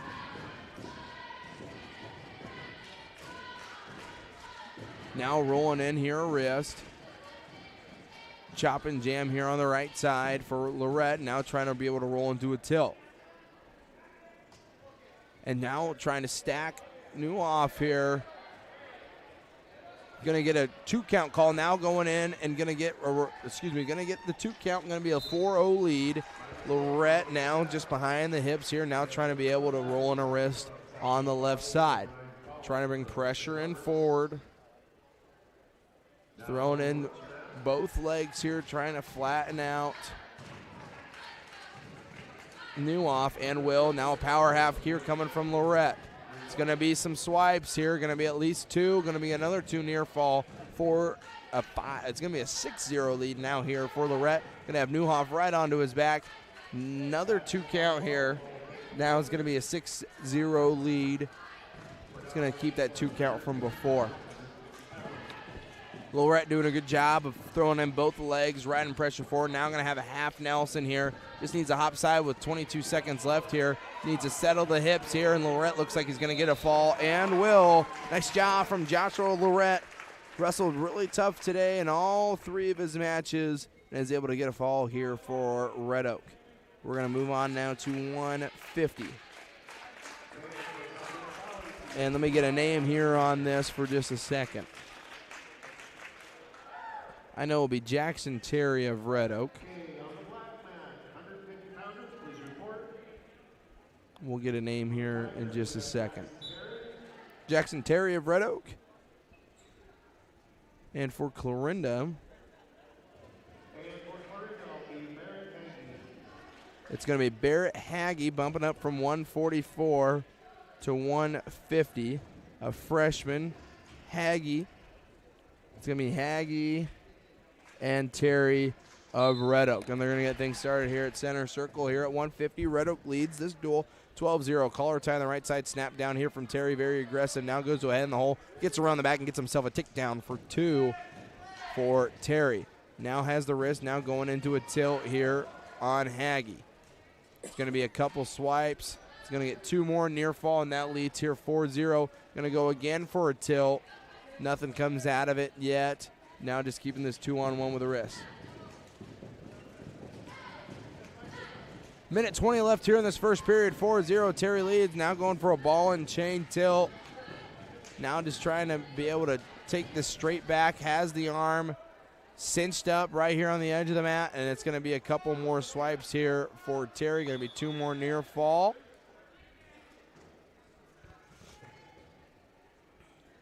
And it's going to be a 6-0 lead, and Terry's going to let him up on the edge of the mat, and they're going to go back to center circle. 58 seconds left here, 6-1 lead here for Terry. Terry now trying to be able to go down to another shot. Shot attempt here from Haggy. Nothing out of it. Terry now with an inside collar tie. Haggy now reverses back into it. 40 seconds left here. Pummeling on the edge of the mat. Underhook here from Terry. Circling here on the edge. 30 seconds left here in this first period. 6-1, Terry leads over Haggy. Shot, nice outside single coming from Terry. Going to be another takedown for 2 with 20 seconds left in this first. 8-1 is our score. 12-0, Red Oak leads us to another tilt here coming from Terry. Going to get 2 swipes at least. And they're going to go out of bounds, so the score now going to be 10-1 with 7 seconds left here in this first period.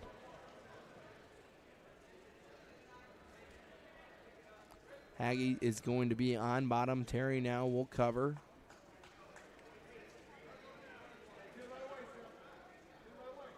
Terry will cover. Chop and jam on the left side off the whistle. Just 5 seconds left here in this first period. Another tilt here coming from Terry. Going to be at least 2 swipes. And Will, now the lead's going to be 12-1 heading into the second period here at 150.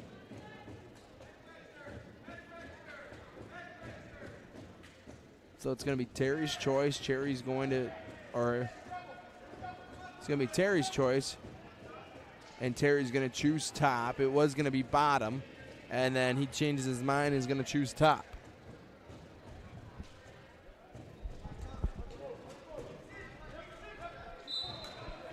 Terry will cover, and they go off the whistle here. 12-1 is our score. Haggy trying to be able to get up to his feet. A nice mat return here coming from Terry.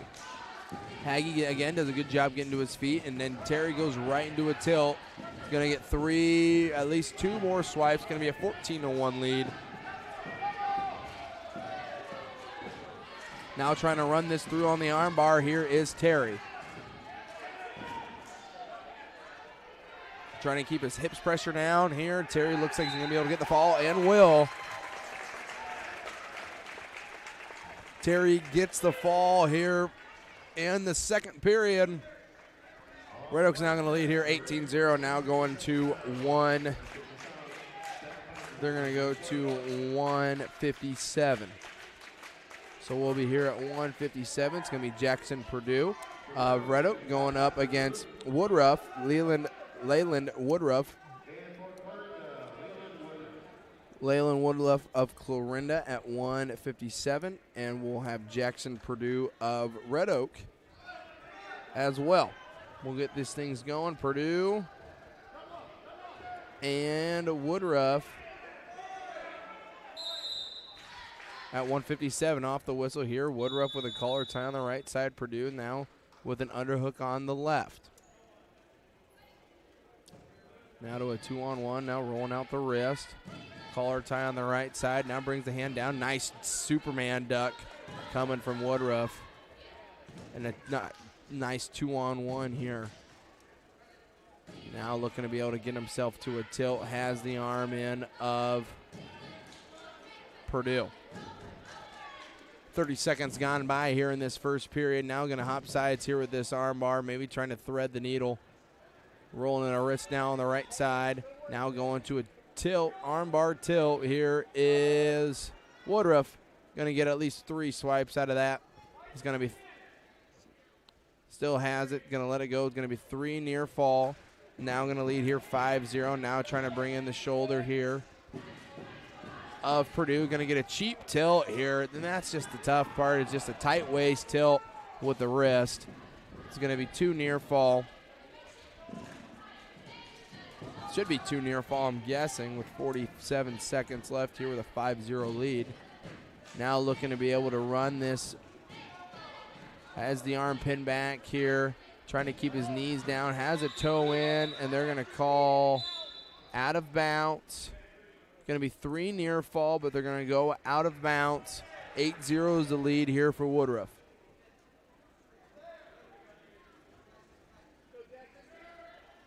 Purdue will be on bottom. Woodruff now will cover. Off the whistle, just a spiral ride here coming from Woodruff. Chop and jam here on the left side. Now reaching over, crab right here. Now we'll pin the arm back of Purdue. He's going to just run this through, keep the arm tucked in, and now just trying to run this over is Woodruff and will. And that's going to be a fall here.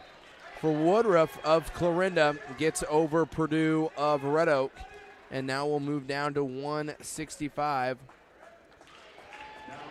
We're going to be at Polsey. I'm thinking we'll listen here in just a second. So Polsey of Clarinda will take on Baz Clear of Red Oak at 165. 18-6 is our dual team score here. Red Oak leads over Clarinda.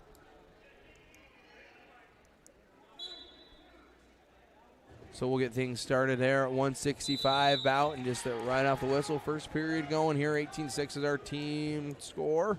Red Oak leads over unders here for Clear and Polsey. Underhooks here for Baz Clear. Underhook on the right side here Polsey bringing some pressure in. Has this locked up here tight. A body lock now. Bear hug here. You have unders coming. Now trying to throw these unders, and Will Polsey does on the edge of the mat and has Baz Clear onto his back. Now trying to be able to finish this.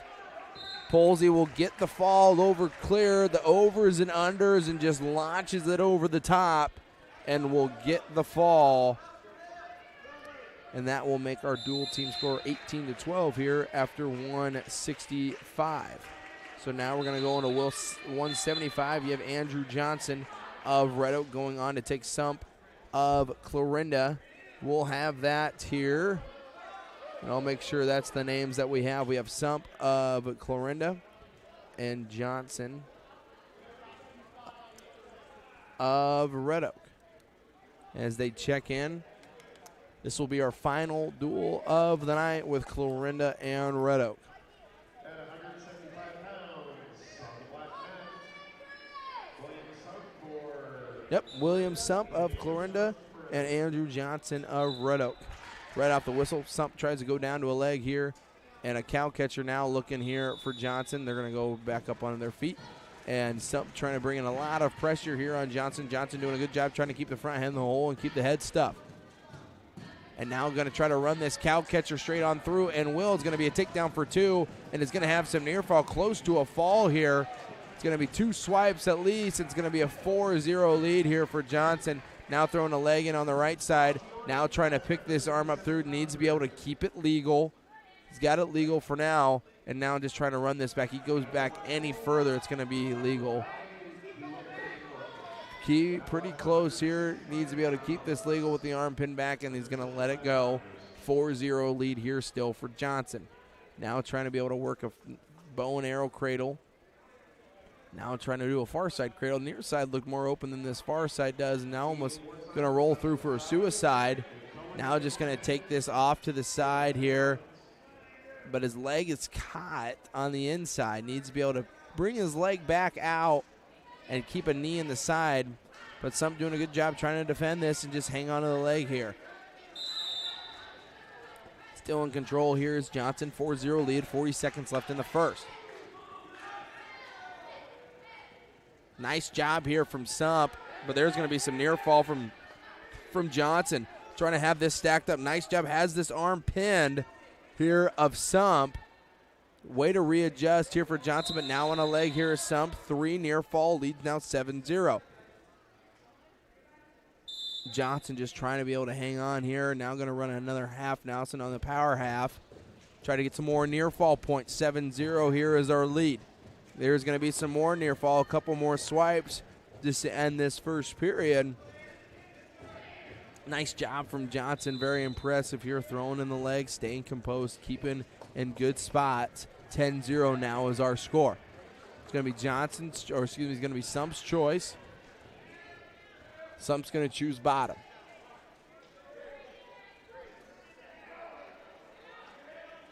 Johnson will cover. Here, start off this second period. Throwing in the leg here on the right side is Johnson now with a half Nelson. Trying to run this power half that he's been doing so well. Has leg thrown in, but Sump needs to be able to get peel this. He's trying right here to be able to peel this leg out. There's going to be some more near fall points. Going to be at least 3 near fall and a 13-0 lead here in this second period. Got to be able to let go of this to be able to get it. So still going to have the 3 near fall on the mat. Now trying to be able to go for the fall. And he's going to try to throw in the grapevines here and get the fall, and will. Andrew Johnson does a nice job of staying composed. Did a really good job of just settling the hips in, gets himself the fall at 175. Now we're going to have Bryson Harris of Clarinda. And they bumped up Nolan Perrin a couple times, and it looks like they may bump him again. But it's going to be, it looks like it's going to be Ransom of Red Oak. And Bryson Harris of Clarinda. We have that down right. It's going to be Ransom and Harris. Front hand and arm right there for Harris. And Harris does a good job of staying a good solid base and has Ransom right onto his back right away. Ransom trying to be able to roll through. Harris trying to sink these hips back. Needs to be able to reverse half and will. As he reverse halves, has Ransom on his back with plenty of time to spare. Minute 35 left. Ransom just trying to continue to fight off his back. Now going to go down to a butcher is Harris. Minute 25 left here. 24-12 is our dual team score here. Red Oak leads over Clarinda. Now running this back and running this butcher is Harris. Ransom doing a good job trying to be able to fight. Trying to keep pressure away from the legs. Harris got a lot of pressure in forward. Just needs to get a reverse half, honestly, on this, and we'll have a fall. But Harris continuing to fight here, trying to trap the leg here of Harris and to be able to fight out of this. Ransom doing a good job continuing to fight, and there's going to be the fall for Harris. Now we'll move on to 2:15, Carson Downey. Carson Downey, a very, very good wrestler for Clarinda, top 3 rated in the, or top 5 at least rated in the state at 2:15. Going to be going up against, I'm pretty sure, Nolan Perrin, who's been bumped all night at 2:15. We'll take a look and find out. And it doesn't look like it's going to be. It looks like we'll have Carson Downey of Clarinda. And we'll have Oliver Dykes at 2:15 here for Red Oak. Carson Downey of Clarinda and Oliver Dykes of Red Oak. And that match will get started here. They shake hands, and here we go. 24-18 is our dual team score here. Red Oak leads over Clarinda. A nice fireman's carry coming from Downey. Just very effortless coming right there. Just very smooth, too, as well. Now has just a cross arm ride. Now trying to be able to stack this up, and it's going to have a fall. And just like that, Downey is able to get himself the fall with this 3/4 Nelson, or this kind of post the head, has the arm, and runs it by. And Downey's going to pick up 6 points to tie this here at 24 apiece. And we'll go to 285. At 285, we have Nally of Clarinda, and Ramos came out last time, and it will be Ramos.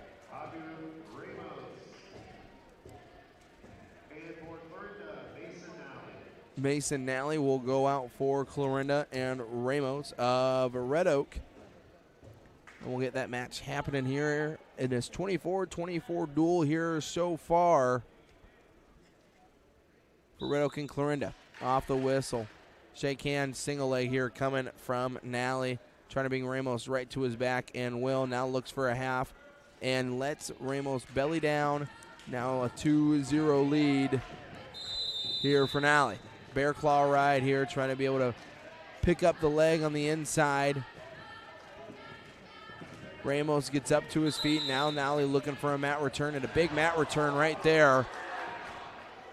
Nice job from from Nally. Just a clean mat return right back down.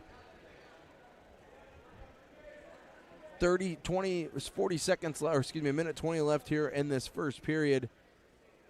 Nally's obviously looking here for something. Now it goes over to a cross face, trying to run this butcher here on the edge of the mat. Ramos doing a good job trying to hook onto this leg and not be able to give this up. 2-0 here is our score, and Nally's just going to let Ramos get up to his feet. They're going to go back to center circle here. Ramos going to work his way in. Nally tub it in. Now goes on to another single leg here right on the edge of the mat. He's going to get another 2 for a takedown. Keeps these legs crossed. 40 seconds left here. 4-1 is our score. Nally trying to be able to look for something here. Now has this butcher. Now comes down underneath. Ramos keeping himself flat down on the mat. Now goes for a nice tilt here as Nally, but the weight just keeps rolling back through. And now an armbar tilt here for Nally. 10 seconds left here in this first period. 6-1 is our score. Now his feet, but actually won't. No loss of control. 2 seconds left here in this first period. Ramos will be on bottom.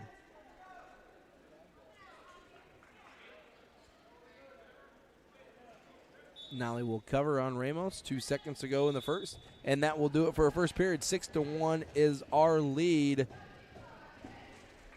with Nolly over Ramos. It's going to be Ramos' choice. Ramos is going to choose top on Nolly. He will cover. That's going to be a caution call. You can't use the weight here forward. So it's going to be a caution call on Ramos. And off the whistle, a nice job here comes from Nolly. Goes into a switch attempt and puts Ramos right to his back. And now going to keep this arm pinned back here and just try to be able to readjust here is Nolly. And there's going to be the fall for Nolly.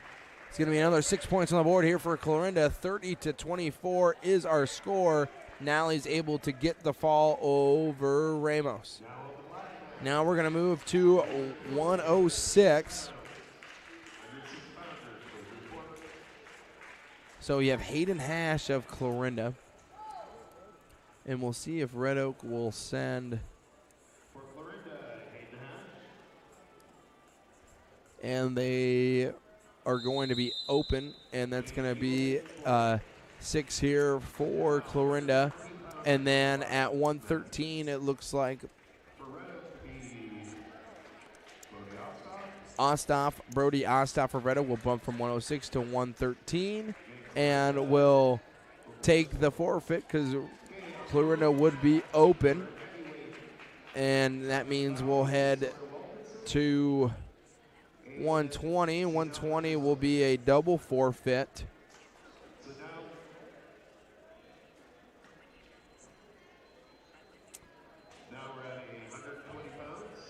And I think actually Red Oak has someone to be able to send out. It's going to be Junior Ramos is going to go out and get 6 points at 120. And then we'll go to 126. And at 126, Clarinda.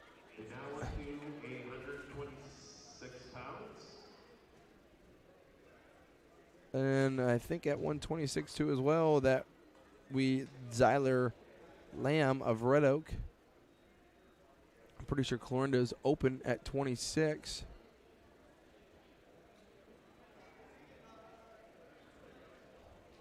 So 36-36 is our 36-36 is our score right now. So double forfeit at 26. So Red Oak will send their 32-pounder up and will take a forfeit. Gooseman will take a forfeit at 32. It's going to be 42-36 is our score. And that will be the end of the duel. Red Oak takes a victory over Clarinda 42-36. And Red Oak will go 3-0 on the night. And with our girls duel as well, there was no score that was kept. But Red Oak went 1-1 in the matches, or excuse me, 2-1 in the matches that we saw here tonight. But we have a couple JV matches that will happen. But we'll send it back to Lori at the studio and give a recap here of tonight.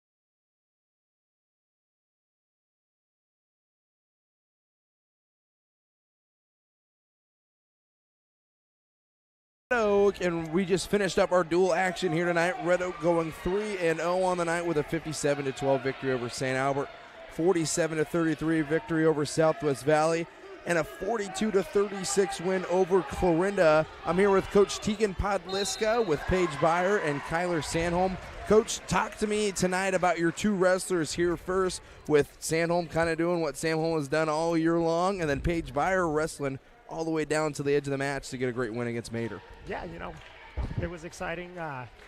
You look at Kyler, and we know what Kyler does.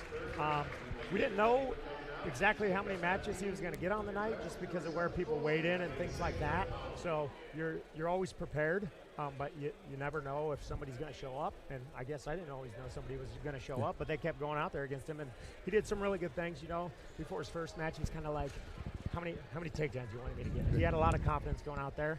And, he went out there and racked up 3 takedowns with 3 different setups, 3 different kinds of takedowns. I don't like I like catch and release. If you're working on things and you're getting better at wrestling, some people, they're like, oh, I'm better than you, so I'm just going to take you down and let you up. And they just hit the same move 5 times. Mm-hmm. Well, we know you're stronger than them. We know you're better than them. Are you actually getting better at wrestling? Yep. Or what are you doing out there? So I was proud of that effort. He went out there, got 3 takedowns, got the pin, and kind of knew what we needed in the other duels as we're fighting for every point. We knew there were some holes in some different lineups, and some of them were more full, so we knew bonus points was going to be a big thing. And you look at his second match, and the kid's kind of flopping around. He keeps trying to hook elbows and roll over us. If you want to get weird, you don't want to get weird with Kyler Sandholm. You're going to try to wrestle Kyler Sandholm, I am perfectly fine. I was like, oh, he's going to try to hip over us. It's not going to work out very well. Yes. So I was pretty confident in that match, and he looked good the whole night. So proud of that performance. Obviously, Paige had a big match. She's wrestled that girl earlier in the year, and they kind of came at us with a different game plan and forced some different positions. And I thought, she did a great job at wrestling through every one of them. We're down and we're looking to score points in different positions, and anytime you can score 4 points to win the match in the last 2 seconds? 2-3 seconds. Yeah. Maybe it comes down. Anytime you can do that, I don't want to be in a position where I'm down 4, or down 3, but if I am, find a way. Find a way. She felt something and she just wrestled hard, and that's what it does. She was a little frustrated because she wanted the 5th swipe, but I had to inform her that when your knee goes out of bounds, that's when they blow the whistle. Fortunately, time was out at that time, so there was nothing they could really do about it. That match was so back and forth. I kept looking at the scoreboard, and even at the end, they called the 2-2, and I was like, oh, yeah, we won. We won. Awesome. So I was really proud of their performances. Yeah, and Paige, talk to me about your season here so far. Now, after this is almost what I've always thought is it's a brand new season here coming into 2024. Talk to me a little bit about your first half of your season now coming into the second half starting tonight. Well, first and foremost, I think I have to thank my coaches, especially Podliska, because there's times when my dad doesn't quite believe in me in some positions, and he still remains calm, so I thank him for that. And he's been with me from the beginning, and I thank them both for being in my corner tonight. And then I think I have to extend my thanks to my teammates and old practice partners who've helped me get better all throughout the season and have continued all the time, and I have a couple that come over, so it's a lot of fun. And as far as my season's gone, I'm proud of the way the girls perform, and they support each other. Anytime I've had a loss, Josie's there to pick me up, or Maddie's there with her giggles. I don't think I could get through the season without my team. Well, that's awesome. That's the best part about it is that you get a team, and now with Sanctioned Wrestling now being in the second year, that's one of the great things to hear, and especially with seeing girls wrestling now and more evolving that it is. That's awesome. And with Kyler, same question here now. You're in this second half of the season. I've watched you wrestle just a lot of matches that even at state last year, I'm just like, what in the world is going on? I haven't been able to see you as much. Talk to me about your season here so far from 2023, now starting into 2024 tonight. I feel a lot more controlled now. Yep. I think I've been coming more to actually wrestling it rather than just like, let's go out there and see what I can do. Yep. Overall, I think our team has been coming and stepping up. Like, winning against those teams can be difficult, and we have a lot of freshmen that are stepping up into to the plate. Yep, and that's a big thing too, as well, as you're kind of a mixture of freshman heavy team, and then also with a lot of leadership too as well. Thank you guys for coming up here, and Coach Podliska too as well. I'll take those here from you guys. That was Paige Byer and Kyler Sandholm, two great wrestlers here from the night for Red Oak. And Coach, now your 2023 season's over with. You're down and wrestled some really tough tournaments now here at the beginning of the season. Now we head into the stretch here, and this second half of the stretch always feels like it goes way faster than this first half, be it districts before you know it. Talk to me a little bit about how this year has gone so far for Red Oak, and now coming in the second half of the season. We've done a lot of growing. Mm-hmm. You look at a young team and some kids who are new to the sport, and, it's not always super pretty.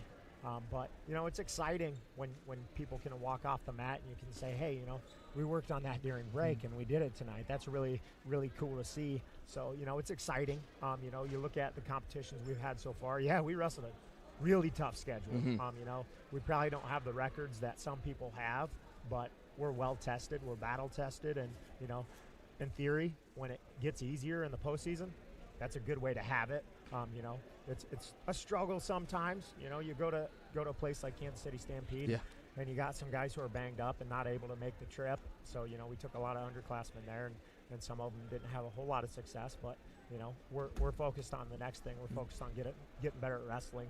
So tomorrow is the most important day, and the next competition is the most important competition. So that's kind of a mantra you have to have, and we just got to continue to grow. You look at the growth of teams over years, and when you got a bunch of horses, it's a lot of fun. Yep. But you don't necessarily, you get better during the season, but you don't see as much growth. When you can already beat 95% of the kids you're going to wrestle, you can work your tail off for a whole year, and you might not even catch another percent. Versus when you're 2-10, you don't got a great record. Well, you can get 50% better tomorrow. You can get 50% better learning one move, winning one position, and becoming more of a wrestler. So it's a lot of fun seeing that, seeing the young guys. And sometimes we measure wrestlers, and you look at wins and losses, and you look at pins and things like that. And sometimes I say, you really start becoming a wrestler when you can win that 1-point match, when you can win that 2-point match, when it's not just a 50-50 position where somebody wins the first period and you either are pin or be pinned. Mm-hmm. You learn how to score points, you stay in good position so you don't get turned, little things like that. So you look at small successes, and sometimes you're down 13 points and there's 20 seconds left, and when you're going back to the center, all I'm going to say is get the next point. That's the only thing you can focus on. Yep. Are you going to win the match when you're down 13 with 20 seconds left? Probably not. Yeah, sure, I still want you to try, but focus on the next point. Focus on one good escape so you can have some confidence and say, hey, I can get out on this guy. So maybe next time you get out on that guy earlier and you're not dealing with a big loss. It's been fun. Our girls are a lot of fun. There's some leaders in the room. It's really a fun group. You look at some of the leaders on a boys team, and you look at the girls are leaders just as much because they've always been a part. Mm-hmm. I look at our program, and it's a program.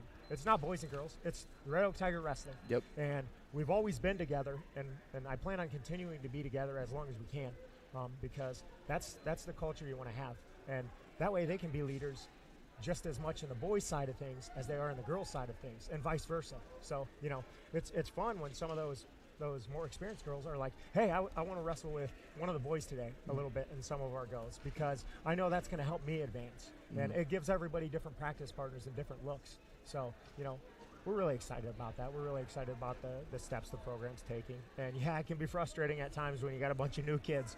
You're trying to pull your hair out, but it's also a lot of fun. There's a lot of reward in it. Yeah, and that's the biggest thing is you just look down your lineup. It's, for one, a full lineup, you most can say, and you have kids. And I was really impressed with Gooseman, and the progress I've seen from that kid last year to this year is pretty unbelievable for him. It was funny. We're at the first two tournaments, and he placed at them last year, so it's kind of a seeding criteria. He placed at 182. Yeah. Placed at 182. He was 165 pounds soaking wet. Yeah.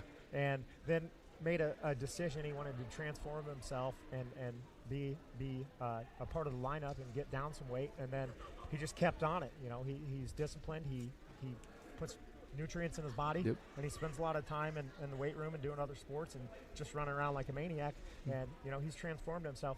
And when he was younger, he was a state qualifier in 8th grade at 189 pounds, Mm-hmm. and he was the same height. So he wrestled like a big guy, and he got to a 2-on-1 and got some go behinds and things like that. So he's really evolved, not only from a body standpoint, but he's moving his feet well. He's hitting things little guys hit. He's shooting the legs. He's defending better. That's not something you necessarily have to be used to as a bigger guy. Sometimes you get up in those bigger weights and you don't really have to move your feet that well. Somebody's going to take one sweep single on you throughout the match. They're not going to hit 3, 4, 5, 6 shots in a row. So he's really done a great job of transforming himself. He's got good practice partners in the room, and he seeks out the competition in the room, and it's paying off. That's awesome. And and tonight too as well, 3-0 on the night. What's going on next year? What do we have coming up for this weekend in duels, future on for the boys and the girls? We're going to go down to Shenandoah on Thursday and wrestle some teams down there. We got Lewis Central, Shenandoah, I think, and Glenwood. I'm just kind of Something going like over it. the schedule I in think my it's like head. that. Yep. And then we'll be at Roland Dyer this Saturday in Atlantic, so we're not going to step off the pedal. We're going to do our pre-meet stuff tomorrow, get ready to compete on Thursday, and then our boys will be in Atlantic on Saturday, and our girls will be at West Central Valley. So we're really excited about the opportunities. Turn the new leaf on the year and just get ready for the next thing. The next thing's the most important thing. Yep. Thank you, Coach, for coming up here today. 3-0 on the day. Good luck here this rest of the season. I'm sure we'll be talking to you at your next home duel. I think it's on the 19th, and we'll be down here to cover that. Thanks again from Coach Podliska. And again for tonight.